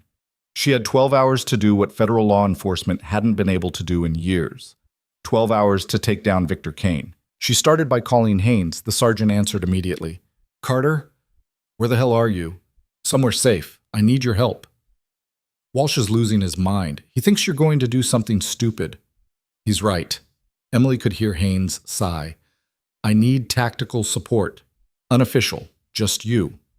For what? Kane's going to run once the story breaks. I need to make sure he doesn't. Haynes was quiet for a long time. Walsh will bury me if he finds out. Then don't let him find out. Another pause. Where and when? Emily gave her an address, a warehouse district on the industrial side of the city, far enough from federal oversight. 2 hours. I'll be there. Emily spent the next hour reaching out to everyone she could think of who might have leverage against Kane. Former employees, witnesses who'd been too scared to come forward, people who'd been hurt by his network and wanted revenge. By the time she met Haynes at the warehouse, she had a list of 6 people willing to testify if they could do it safely. Haynes showed up in civilian clothes, no badge, no backup. She looked at Emily and shook her head. You look like hell. I feel worse. Good. Maybe that'll keep you from doing anything too crazy. Haynes pulled out a tablet. I've been digging into Simmons and Walker. You were right, they're dirty. Bank deposits that don't match their salary, property they shouldn't be able to afford. And get this, they were both present at the hospital the night the accountant died. Emily felt her stomach turn. They killed him. That's my guess. Potassium chloride isn't hard to get if you've got the right access. Haynes pulled up a photo. I also found something else. Cross, the woman who staffed you at Kane's estate. She's got a sister, younger, went missing 3 years ago. Let me guess. Trafficking victim. Never confirmed, but the timing matches one of Kane's operations. Haynes met her eyes. Cross isn't working for him by choice. He's got leverage. Emily thought back to the way Cross had looked at her in the hallway, the tightness around her eyes. She's a victim too. Doesn't make what she did right, but it gives us an angle. Haynes closed the tablet. If we can flip her, she might give us enough to get a warrant that bypasses the corrupted feds. How do we reach her? I've got a phone number. Burn her. She uses it to coordinate with Kane's security. Haynes handed Emily a slip of paper. But if we do this, we're going off book. No official support, no backup, just us. Emily looked at the number, then at Haynes. Why are you helping me? Haynes smiled, but there was no humor in it. Because I've spent 10 years watching criminals like Kane slip through the system, and I'm tired of it. She checked her weapon, a compact 9mm. Also, you remind me of someone I used to know. Someone who didn't back down even when she should have. What happened to her? She died doing the right thing. Haynes holstered the weapon. I'm hoping you're smarter.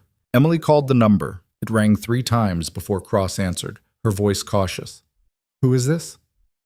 Sarah Blake, or Emily Carter, depending on which name you prefer. Silence.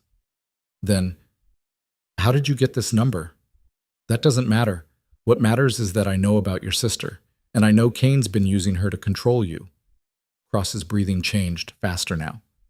I don't know what you're talking about. Yes, you do. And I'm guessing you're tired of it. Tired of working for the man who took her. Tired of pretending everything's fine while he destroys more lives. You don't understand. I understand better than you think. Emily kept her voice level. A journalist is publishing a story in 12 hours that's going to expose everything Kane's done, every operation, every transaction, every person he's hurt. When that happens, he's finished. But if he runs, if he gets away, your sister might never be found. Cross made a sound that might have been a sob. What do you want from me? Help us get to him. Tell us where he'll go when this breaks. Give us something we can use to bring him in before he disappears. He'll kill me. He'll kill you anyway once you're no longer useful. Emily paused. But if you help us, we can protect you. Get you into witness protection. Maybe even find your sister. The line went quiet for so long, Emily thought Cross had hung up. Then she heard her voice again, smaller now. There's a property, private airfield upstate. He uses it when he needs to leave the country quietly. If he's running, that's where he'll go. How do we get there? Cross gave them directions, coordinates, access codes for the gates. When she finished, her voice broke. My sister's name is Rachel. She's 23. If you find her, we'll find her, Emily said, though she had no idea if that was true. She hung up and looked at Haynes. We've got a location, and no legal authority to act on it. Haynes pulled out her phone. I know someone. Local PD, not federal. Clean. He owes me. 20 minutes later, they were meeting a detective named Paul Vasquez in a parking lot downtown. He listened to the shortened version of the story, looked at the evidence Haynes showed him, and nodded slowly. This is going to make a lot of powerful people very unhappy. That's the idea, Emily said. Vasquez pulled out his radio. I can get a unit to the airfield, but if Kane's already there, we might need more than local PD. He won't be there yet, Haynes said. The story doesn't break for another 10 hours. He doesn't know we're coming. Then we better move fast. They took 2 cars. Vasquez and 3 uniformed officers in one, Emily and Haynes in the other. The drive upstate took 90 minutes, and Emily spent the time going over the plan. Simple. Secure the airfield. Wait for Kane. Take him into custody before he could board his plane. No federal involvement. No corrupted agents. Just clean arrests and solid evidence.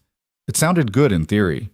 Emily had learned a long time ago that theory and reality rarely matched. They arrived at the airfield just after noon.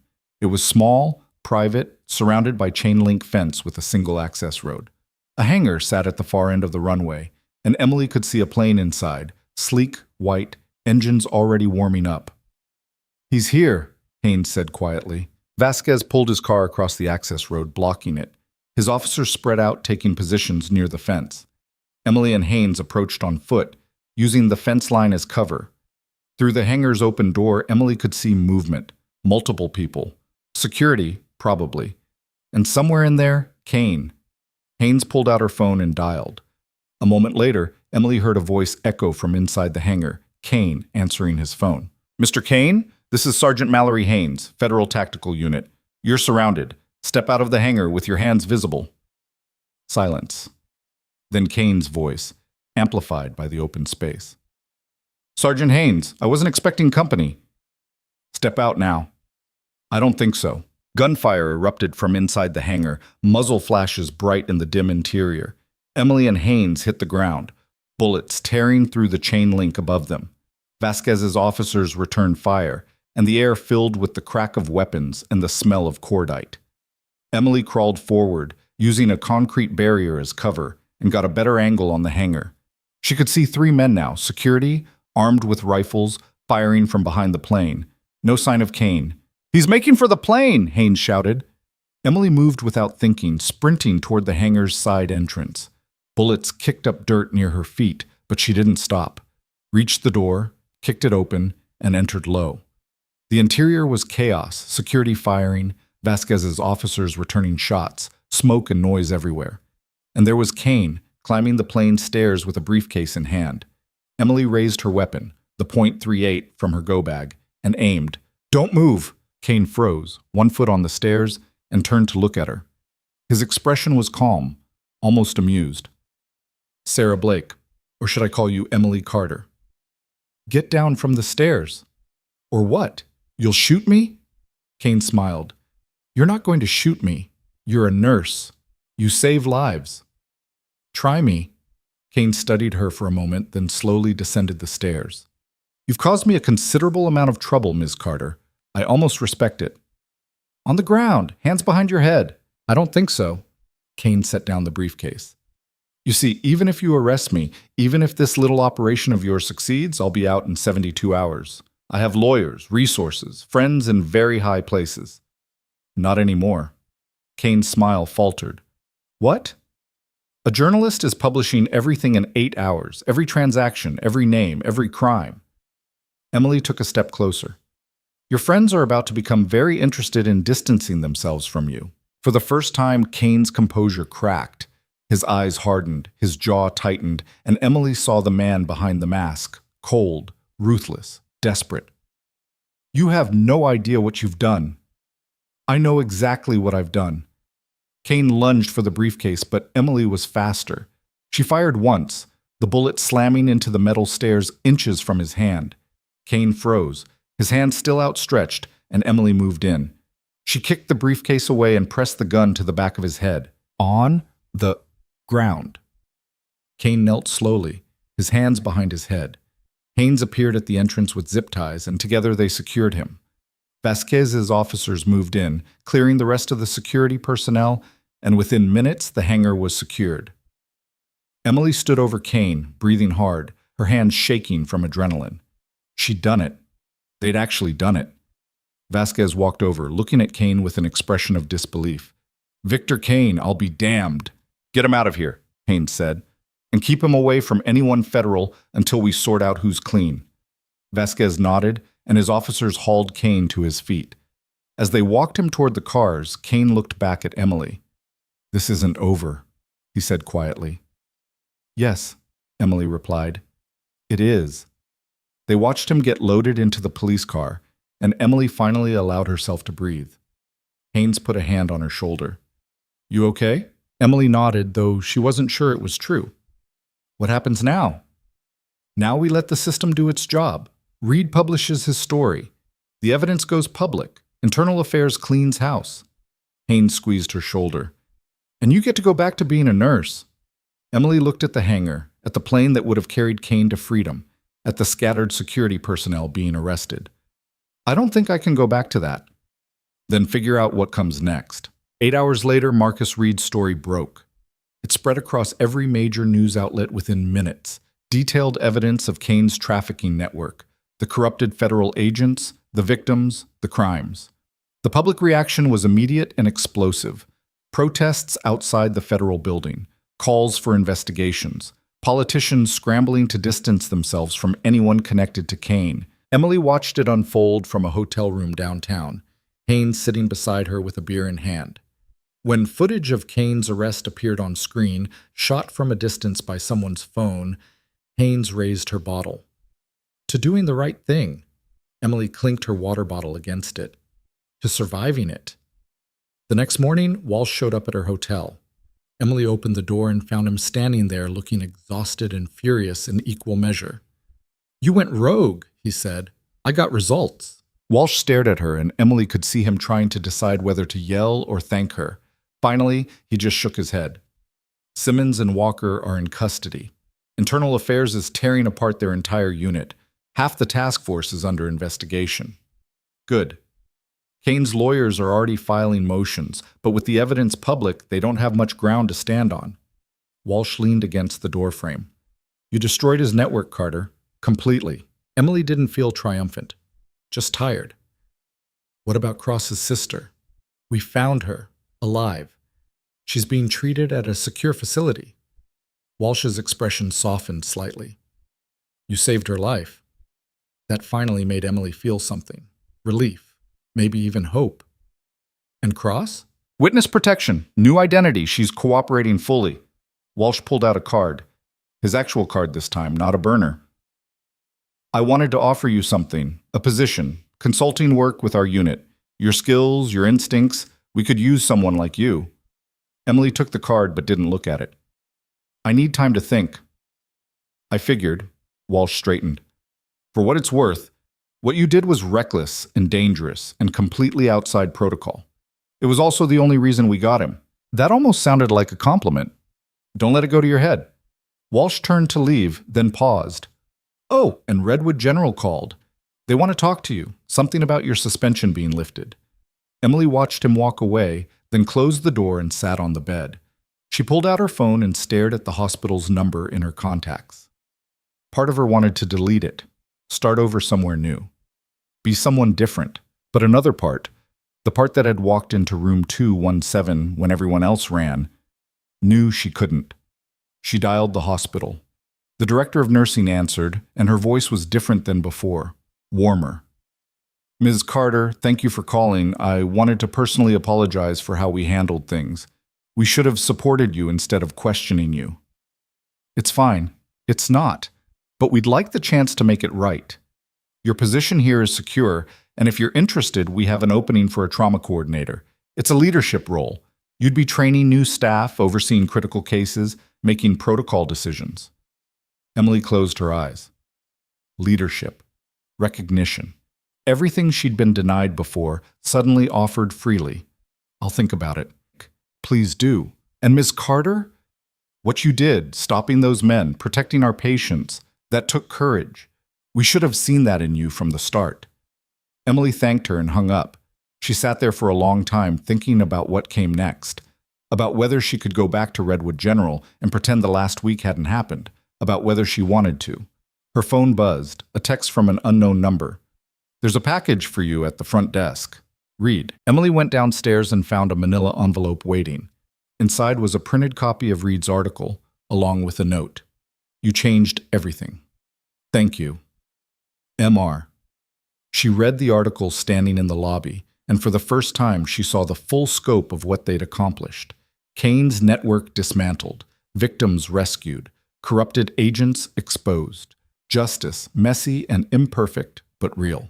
At the bottom of the article was a quote attributed to an unnamed source who'd stopped an attack at Redwood General Hospital and later provided critical intelligence in taking down Kane's operation.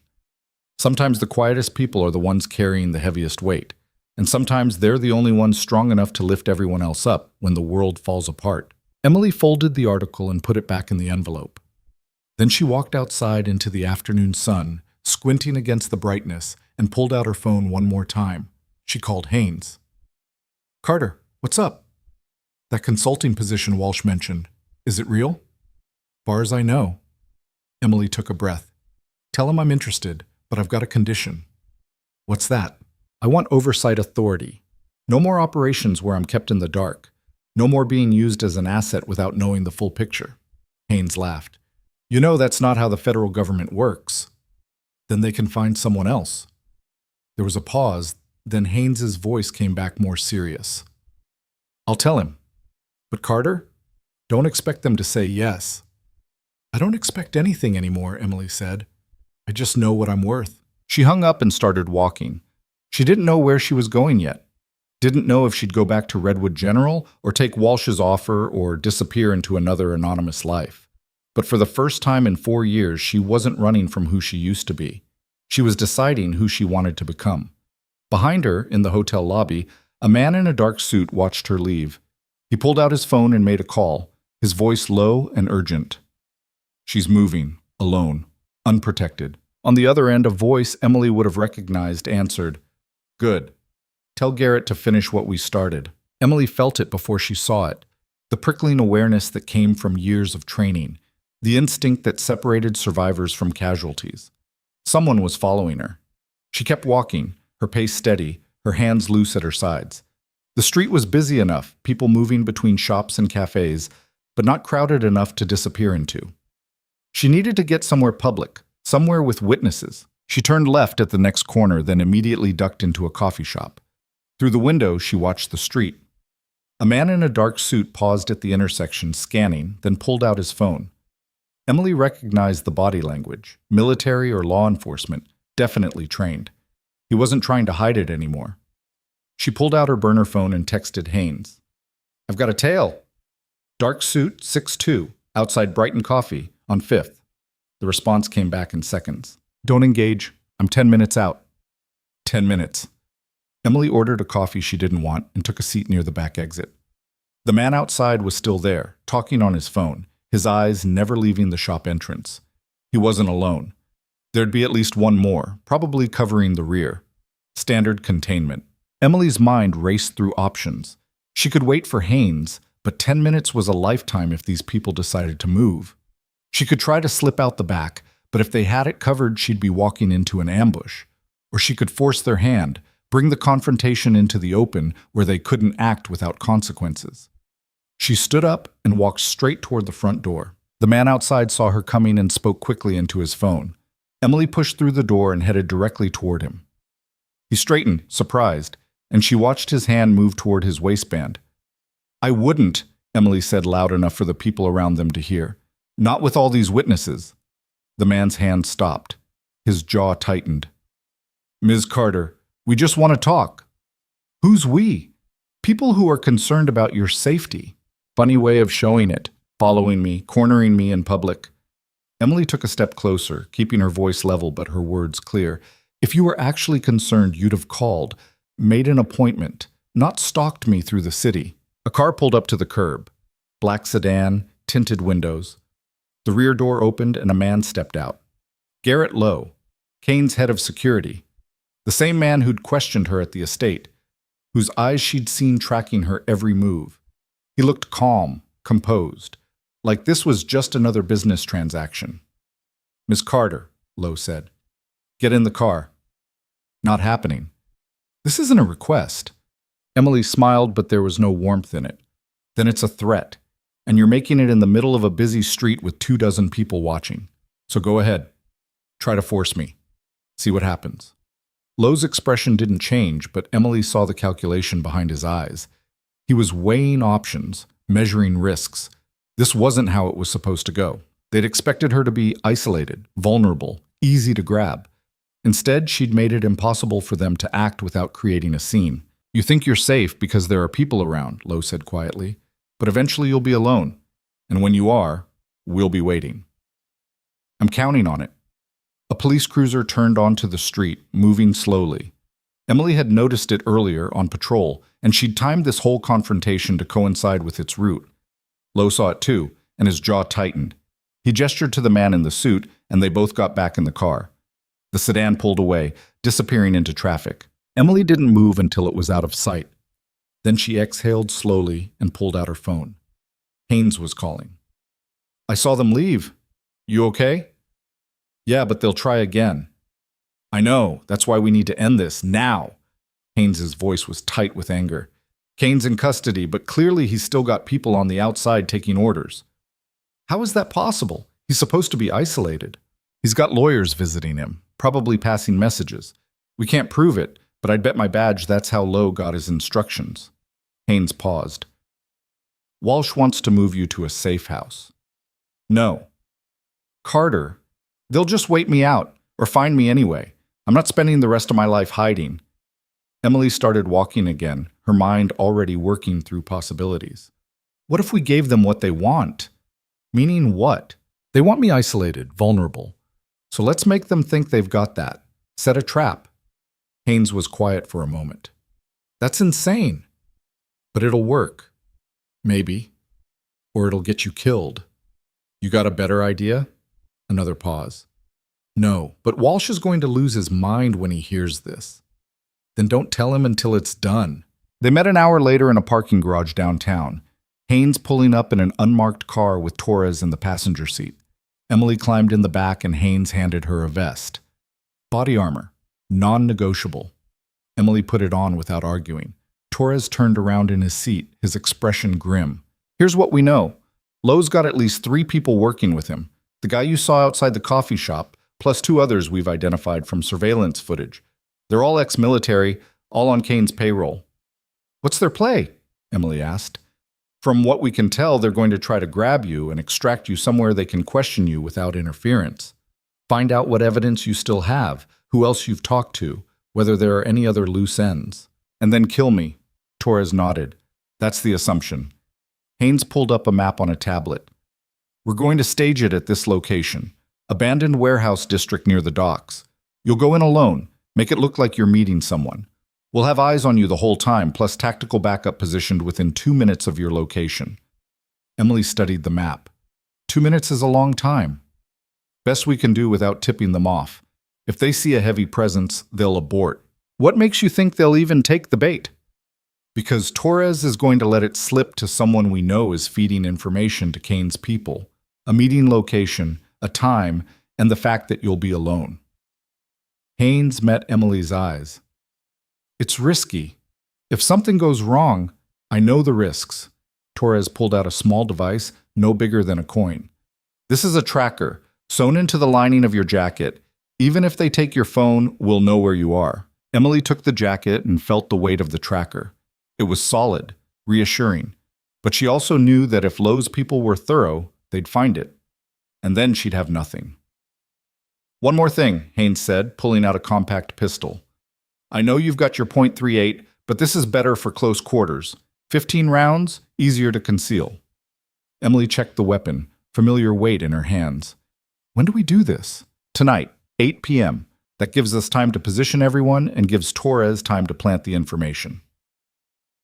They spent the next few hours going over the plan, rehearsing scenarios, preparing for everything that could go wrong.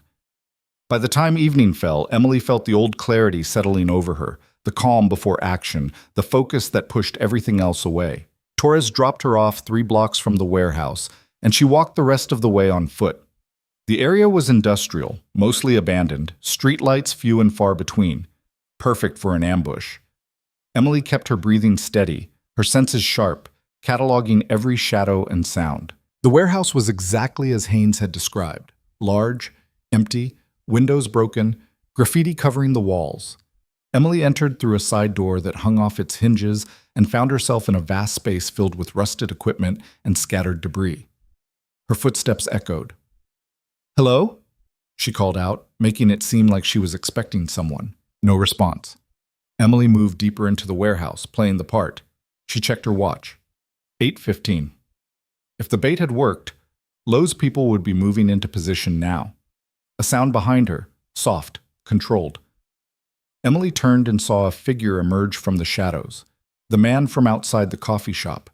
He had a gun drawn, pointed at her center mass. "Don't move." Emily raised her hand slowly. "Where's Lowe?" "Nearby. He wants to talk to you." "About what?" "About how you're going to fix the mess you made." 2 more figures appeared from different directions, boxing her in. Emily recognized one of them from the surveillance photos Torres had shown her. They moved like professionals, maintaining distance, keeping angles. No easy openings. Lowe stepped into the light, and Emily saw he was holding a phone. "Miss Carter, I appreciate you making this easy." "What do you want?" "Information. You've talked to federal agents, journalists, probably others. I need to know who has what evidence and how we can contain this situation." "Kane's finished. There's nothing to contain." Lowe smiled, but it didn't reach his eyes. "Mr. Kane has resources you can't imagine. This is a temporary setback. But loose ends like you, those need to be tied up. You're going to kill me. Eventually, but first you're going to tell me everything." He gestured to one of his men. "Search her." The man approached and Emily didn't resist. He found her phone first, tossed it aside. Then the pistol Haynes had given her. He patted down her jacket, her pockets, professional and thorough. But he didn't find the tracker sewn into the lining. Small victory. "She's clean," the man said, stepping back. Lowe nodded. "Good. Now we can have an honest conversation." He pulled out a zip tie. "Hands." Emily hesitated, and that's when she heard it. Sirens in the distance. Faint, but getting closer. Lowe heard them too. His expression shifted, anger flashing across his face. "You set us up." "You really thought I'd walk in here alone?" Lowe moved fast, grabbing Emily and pressing a gun to her head. His men immediately took defensive positions, weapons raised toward the entrance. The sirens were louder now, multiple vehicles approaching. "Call them off," Lowe said, his voice tight. "Right now, or I put a bullet in your brain." Emily's pulse was racing, but her voice stayed steady. "You kill me. You've got nothing to negotiate with." "I'll take my chances." The warehouse doors burst open and tactical officers poured in, flashlights cutting through the darkness, voices shouting commands. Lowe pulled Emily back toward a rear exit, using her as a shield. His men opened fire and the warehouse erupted into chaos. Emily felt Lowe's grip tighten, his gun pressed hard against her temple. They were moving toward the exit, his men covering their retreat. She had maybe seconds before they got outside, got to a vehicle, and this turned into a hostage situation that could last hours. She stopped resisting. Let her body go slack, heavy in his grip. Lowe had to adjust his hold, shifting his weight, and Emily felt the gun move slightly away from her head. Just an inch. Just enough. She drove her elbow back into his solar plexus, hard and fast. Lowe's breath exploded out and his grip loosened. Emily dropped, spinning, and swept his legs. He went down and the gun clattered away. Emily scrambled for it, but one of Lowe's men was already there, raising his weapon toward her. A shot rang out and the man dropped. Emily looked up and saw Haynes at the entrance, her pistol still raised. Torres was beside her, moving forward with tactical officers. The remaining men saw they were outnumbered and dropped their weapons, hands up. Lowe was on his knees, gasping for air. Emily stood over him, and for a moment she thought about picking up his gun, finishing this the way he'd planned to finish her. But she didn't. She just stood there, watching as officers moved in and secured him. Haynes reached her side. "You okay?" Emily nodded, though her hands were shaking now. "Yeah, I'm okay." They watched as Lowe and his men were led out in handcuffs. Torres approached, lowering his weapon. That was too close. "It worked," Emily said. "Barely." Torres looked at Haynes. "Walsh is going to be here any minute. He knows everything." Haynes sighed. "Great." Walsh arrived 10 minutes later, and Emily could see the anger radiating off him before he even spoke. He walked straight up to her, his jaw clenched. "You went operational without authorization. Used federal resources for an unsanctioned trap. Put yourself at risk and endangered my people." Emily met his eyes. "I got results. You could have gotten killed." "But I didn't." Walsh stared at her, and Emily watched him struggle with whether to yell or walk away. Finally, he just shook his head. "You're reckless, insubordinate, and you have absolutely no respect for chain of command." "Is that a job offer?" The corner of Walsh's mouth twitched. "Maybe, but you follow orders from now on. No more going rogue." "I'll think about it." Walsh looked at Haynes. "Get her statement and get her out of here. I've got a scene to process." He walked away, and Emily allowed herself to breathe. Haynes put a hand on her shoulder. "You really are crazy. You know that?" "I've been told." They left the warehouse and drove back to the federal building. Emily gave her statement, signed documents, answered questions until her voice was hoarse. By the time they finished, it was after midnight. Torres offered to drive her home, but Emily declined. "I'll walk. Need to clear my head." She stepped out into the cool night air and started walking, no particular destination in mind.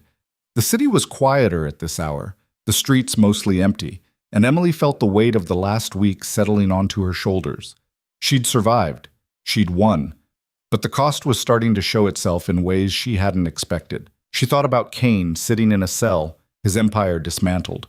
About Lowe and his men, facing charges that would put them away for decades. About the corrupted federal agents, their careers destroyed, their reputations ruined. Justice, messy and imperfect, but real. But she also thought about the victims. The accountant who died trying to do the right thing. The trafficked people whose lives had been destroyed before they'd even had a chance to live. Rachel Cross, Miranda's sister, who'd spent 3 years in hell.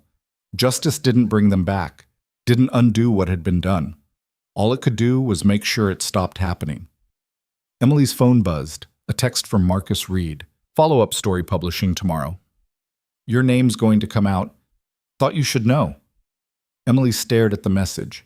She'd known this was coming, known that staying anonymous was never really an option, but seeing it confirmed made it real in a way it hadn't been before.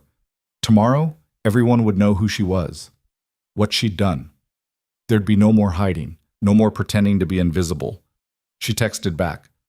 "Thanks for the warning," Reed responded immediately. "For what it's worth, you're going to be a hero to a lot of people. Try to enjoy it." Emily pocketed her phone and kept walking. She didn't feel like a hero. She felt tired, bruised, and uncertain about what came next. But maybe that was okay. Maybe heroes weren't supposed to feel certain. Maybe they were just people who acted anyway. She found herself outside Redwood General Hospital. The ER entrance glowed in the darkness. Ambulances parked in the bay. The familiar rhythm of crisis and care playing out behind those automatic doors. Emily stood there for a long time, watching. Then she walked inside. The ER was busy, organized chaos as always. Emily recognized some of the staff, Sandra at the nurses' station, a few residents she'd worked with, security guards who'd been there the night everything started. They looked up as she entered, and she saw the recognition dawn on their faces. Sandra stood up. "Carter, I didn't think you'd come back." "Neither did I. There's been a lot of talk about what you did at Kane's estate with those federal agents. People are saying you're—" "I'm just a nurse," Emily said quietly. Sandra studied her, and Emily saw understanding in her eyes. Yeah, but you're a damn good one.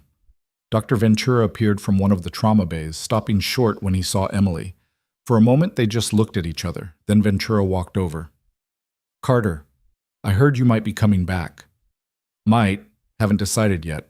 Ventura glanced around at the staff, watching them, then gestured toward an empty conference room. Emily followed him inside, and he closed the door. I owe you an apology, he said, not meeting her eyes, for how I treated you, for not listening, for assuming you were less than you are. You weren't wrong to question my judgment. I violated protocols. You saved lives. Mine included. Ventura finally looked at her. The night of the lockdown, when those men came through, I froze. I didn't know what to do. But you did. And I've spent the last week trying to understand how someone I dismissed so completely turned out to be the most capable person in the building. Emily didn't know what to say to that, so she said nothing. Ventura continued. The hospital's offering you the trauma coordinator position. But honestly, I think you're too good for that. You should be teaching, training emergency responders, running programs, not working under people like me who are too blind to see what you were capable of. I'm not looking for a promotion. I'm looking for a place where I can do the work. Then stay. Please. Because this hospital needs people like you. Ventura left, and Emily stood alone in the conference room. She thought about what he'd said, about teaching, training, making a difference on a larger scale. It sounded good in theory, but theory wasn't why she'd become a nurse in the first place. She'd become a nurse because she was good at it, because in the moment when everything fell apart and people needed help, she knew what to do. That hadn't changed. Maybe it never would. Emily walked back out to the ER and found Sandra at the station. Where do you need me? Sandra blinked. You're staying? For tonight, at least. After that, we'll see. Sandra handed her a tablet. Bay 3. Possible cardiac event. Patient stable but needs monitoring. Emily took the tablet and headed for Bay 3. It felt right being back in the rhythm. The noise and chaos, an endless stream of people needing help. This was what she knew, what she was good at. Everything else, the federal investigations, the media attention, the job offers, that was all external. This was the core. She worked through the night, falling back into patterns that felt as natural as breathing, taking vitals, prepping IVs, coordinating with doctors, moving between patients with the efficiency she'd built over years of practice. And slowly, she felt the tension that had been coiled in her chest since the warehouse confrontation began to ease. By morning, she was exhausted but clear. She found Sandra finishing up her charting and set the tablet down. I'm taking the trauma coordinator position. Sandra looked up, surprised. Really? Yeah, but I want to make something clear. I'm not doing it for the title or the recognition. I'm doing it because there are people in this hospital who need better training, who need to know how to act when everything goes wrong, and I can teach them that. I think that's exactly why you should do it. Emily nodded and headed for the locker room. She changed out of her scrubs, grabbed her jacket, and walked out into the early morning light. The city was waking up around her, and she could see the newspaper stands already displaying Reed's article. Her name would be in there. Her face, her story. She bought a copy and sat on a bench outside the hospital, reading. Reed had written it well, factual but compelling, laying out the entire operation from the hospital lockdown to Kane's arrest. He'd included interviews with victims who'd been rescued, with federal agents who'd worked the case, with Miranda Cross, who'd described Emily as the person who gave me the courage to fight back. At the end of the article was a photo. Emily standing outside the warehouse after Lowe's arrest, Haynes beside her, both of them looking exhausted and determined. The caption read, Emily Carter, former Army medic and current nurse at Redwood General Hospital, whose actions led to the dismantling of one of the region's largest trafficking networks. Emily folded the paper and looked up at the sky. The sun was fully up now, bright and warm, and she realized she felt something she hadn't felt in a long time. Peace. Not because everything was resolved, not because there weren't still threats and complications and uncertainty about what came next, but because for the first time in years she wasn't hiding, wasn't pretending to be someone smaller, quieter, less capable than she was. She'd stood up, acted, and faced the consequences, and she'd survived. Her phone rang. Walsh. Carter, you see the article? Yeah, there's going to be press, a lot of it. You want federal protection? No, I'm good. You sure? Because this level of publicity? I'm sure. But thanks. Walsh was quiet for a moment. The consulting position is still open. Whenever you're ready, I'll let you know. She hung up and sat there for another few minutes, watching people come and go from the hospital. Staff arriving for their shifts, patients being discharged, families visiting. The endless cycle of care and crisis and recovery. A young nurse walked past, then stopped and turned back. She looked nervous, maybe 23, fresh out of school. "Excuse me, are you Emily Carter?" Emily nodded. The nurse's face lit up. "I just wanted to say, what you did was incredible. I'm starting in the ER next week, and you're kind of my hero." Emily smiled genuinely. "Don't make me your hero. Just learn the job. Pay attention to your patients. And when something goes wrong, don't wait for someone else to fix it. Act." The nurse nodded, taking it in like gospel. "Thank you. Really." She walked away and Emily stood up. She had somewhere to be. The federal building was across town, and Emily took a cab rather than walking. She was too tired for that. When she arrived, she found Walsh waiting in his office with Haynes and Torres. "Didn't expect you so soon," Walsh said. "Changed my mind about that consulting position. I'm in." Walsh leaned back in his chair. "What changed?" "I realized I'm good at this.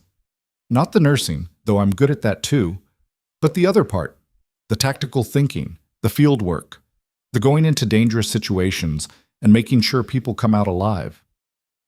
Emily met his eyes. "I spent 4 years trying to forget that part of myself, but it's still there, and maybe instead of running from it, I should use it." Walsh nodded slowly. "Okay, but we do this my way. You follow orders. You work within the system. No more rogue operations. Most of the time." Walsh almost smiled.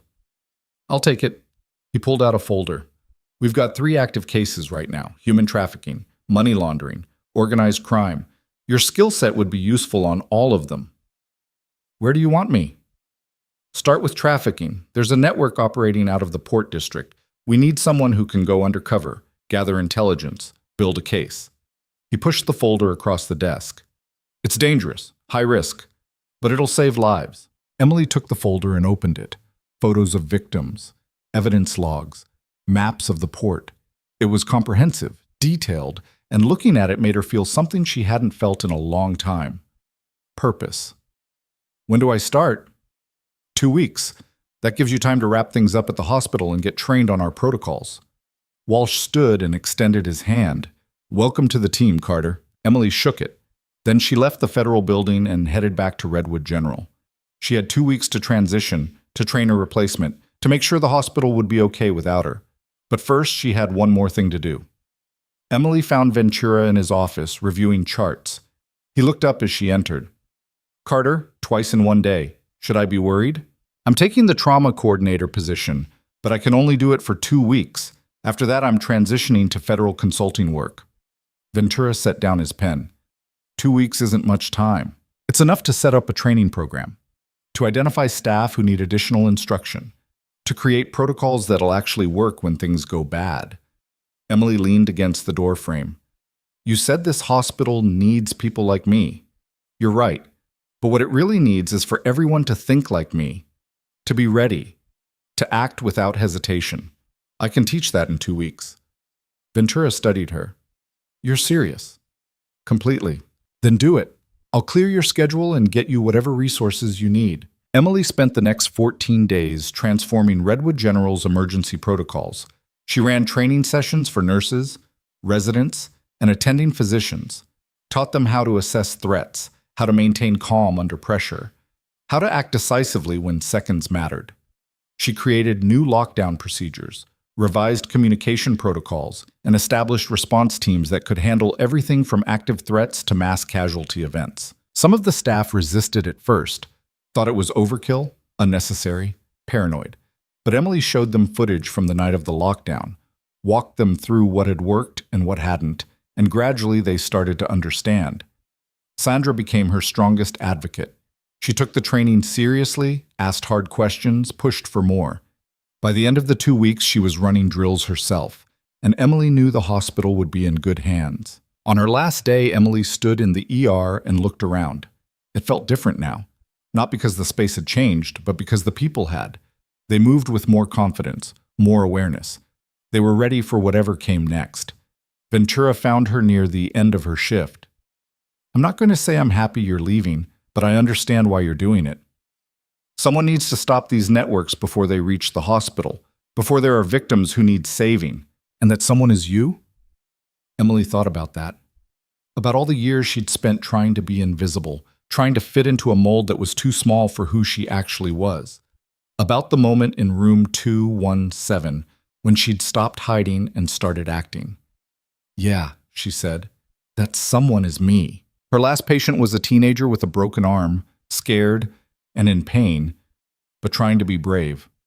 Emily set the arm, explained the healing process, and gave him instructions for care. Standard stuff, routine. But as she finished, the kid looked at her. "You're the one from the news, right? The nurse who stopped those guys?" Emily nodded. "That's cool, like, really cool." Emily smiled. "Just doing my job." "But you were scared, right? When they had guns and stuff?" "Yeah, I was scared. But you did it anyway." "That's usually when it matters most, when you're scared but you act anyway." The kid nodded, taking that in. His mother thanked Emily profusely, and they left. Emily finished her charting, signed out for the last time, and walked toward the exit. Staff she'd trained waved goodbye. Sandra hugged her. Even Ventura shook her hand. "You changed this place," he said quietly. "I hope you know that." Emily left Redwood General and climbed into the car waiting outside. Haynes was driving, and Torres was in the passenger seat. "Ready for your first stop?" Haynes asked. "Ready as I'll ever be." They drove to the federal building, where Walsh was waiting with the full briefing. Emily listened as he laid out the operation, 3 weeks undercover at the port, gathering evidence, identifying targets. Dangerous work, critical work, the kind of work that saved lives by preventing the crimes before they happened. When Walsh finished, he looked at her. "Any questions?" "Just one. After this case, what's next?" Walsh smiled. "There's always a next case, Carter. That's the nature of this work. You stop one network, 3 more pop up. You save 10 people, 50 more need saving. It's endless." "Good," Emily said. "I'm not looking for an ending. I'm looking for a purpose." She spent the next 3 weeks embedded in the Port District, working under an assumed identity, gathering evidence that would eventually lead to the arrest of 37 people and the rescue of 19 trafficking victims. The operation was dangerous, exhausting, and exactly what she needed. When it was over, Walsh offered her a permanent position. Emily accepted. Over the next 6 months, she worked 5 more cases, infiltrated criminal organizations, gathered evidence, saved lives. And slowly she stopped thinking of herself as the quiet nurse who'd been overlooked. She was still that person, still had those skills, that compassion, that drive to help. But she was also something more. She was someone who stood between chaos and survival. Someone who acted when others froze. Someone who'd learned that being underestimated wasn't a weakness. It was an advantage. The media attention faded eventually, as it always did. People moved on to the next story, the next crisis.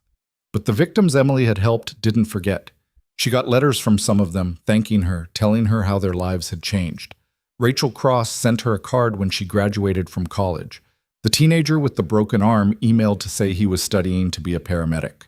Small victories, small connections. But they added up to something bigger than Emily had ever expected. One evening, almost a year after everything started, Emily found herself back at Redwood General. Not as staff, but visiting. She walked through the ER and saw Sandra at the nurses' station, training a new hire. The young nurse from that morning a year ago, the one who'd called Emily her hero, was now running trauma response drills with confidence. Sandra saw Emily and waved her over. "Carter, long time. How's everything?" "Good. Really good. Your protocols are still in place. We've handled 3 potential threats since you left, and every single one went smooth because people knew what to do." Sandra smiled. "You changed the culture here, made people understand they don't have to be helpless." Emily looked around the ER, seeing the evidence of that shift. People moving with purpose, eyes scanning, awareness present even in routine moments. It was subtle, but it was there. "I'm glad," Emily said. She left the hospital and walked to her car. Her phone buzzed with a message from Walsh. "New case briefing tomorrow. 9 a.m. Big one." Emily texted back, "I'll be there."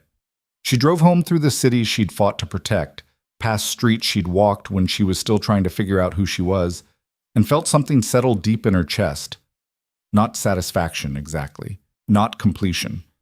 But something close. She'd spent so many years being invisible, being dismissed, being told implicitly and explicitly that she didn't matter, that her voice wasn't worth hearing, that her presence wasn't worth acknowledging, and she'd believed it for a while. Let herself become smaller to fit into spaces that were never meant to hold her. But then the moment had come when she had to choose between staying small and staying safe, or stepping forward and risking everything. She'd chosen to step forward, and in doing so, she'd discovered something she'd forgotten during all those years of hiding. She was capable, strong, worth listening to, not because some external authority had validated her, not because a title or recognition had made it official, but because she'd acted in the moments that mattered and proven it to herself. That was the real victory. Not taking down Kane, not stopping the trafficking network, not getting the job or the media attention or the apologies from people who'd underestimated her. The real victory was standing in front of the mirror and recognizing the person looking back. Emily Carter, former Army medic, former nurse, current federal consultant, and most importantly, someone who'd learned that being underestimated didn't define her worth. What she did with that underestimation did. She pulled into her apartment building and sat in the car for a moment, looking up at her window. Tomorrow there'd be another briefing, another case, another opportunity to step into the fire. But tonight, she could rest. She climbed out of the car and walked toward the entrance. A woman was struggling with groceries, bags slipping from her arms. Emily moved without thinking, catching a bag before it hit the ground. "Thank you so much," the woman said, relieved. "No problem. Simple. Routine. Nothing heroic about it. Just one person helping another because it was the right thing to do." Emily held the door open, and they walked inside together. And she realized that was the lesson she'd been learning all along. Heroes weren't people with special abilities or recognition or permission to act. Heroes were just people who saw something that needed doing and did it. Whether that was stopping armed intruders, or holding a door, or teaching someone to be ready when chaos arrived. Every action mattered, every choice to help instead of look away, every moment of courage, large or small. Emily climbed the stairs to her apartment, unlocked the door, and stepped inside. Tomorrow would bring new challenges. But tonight, she could rest knowing she'd become exactly who she was meant to be. Not despite being overlooked. Because of it. Because the people who learned to be strong in silence were the ones who knew real strength wasn't about being seen. It was about seeing what needed to be done and doing it anyway.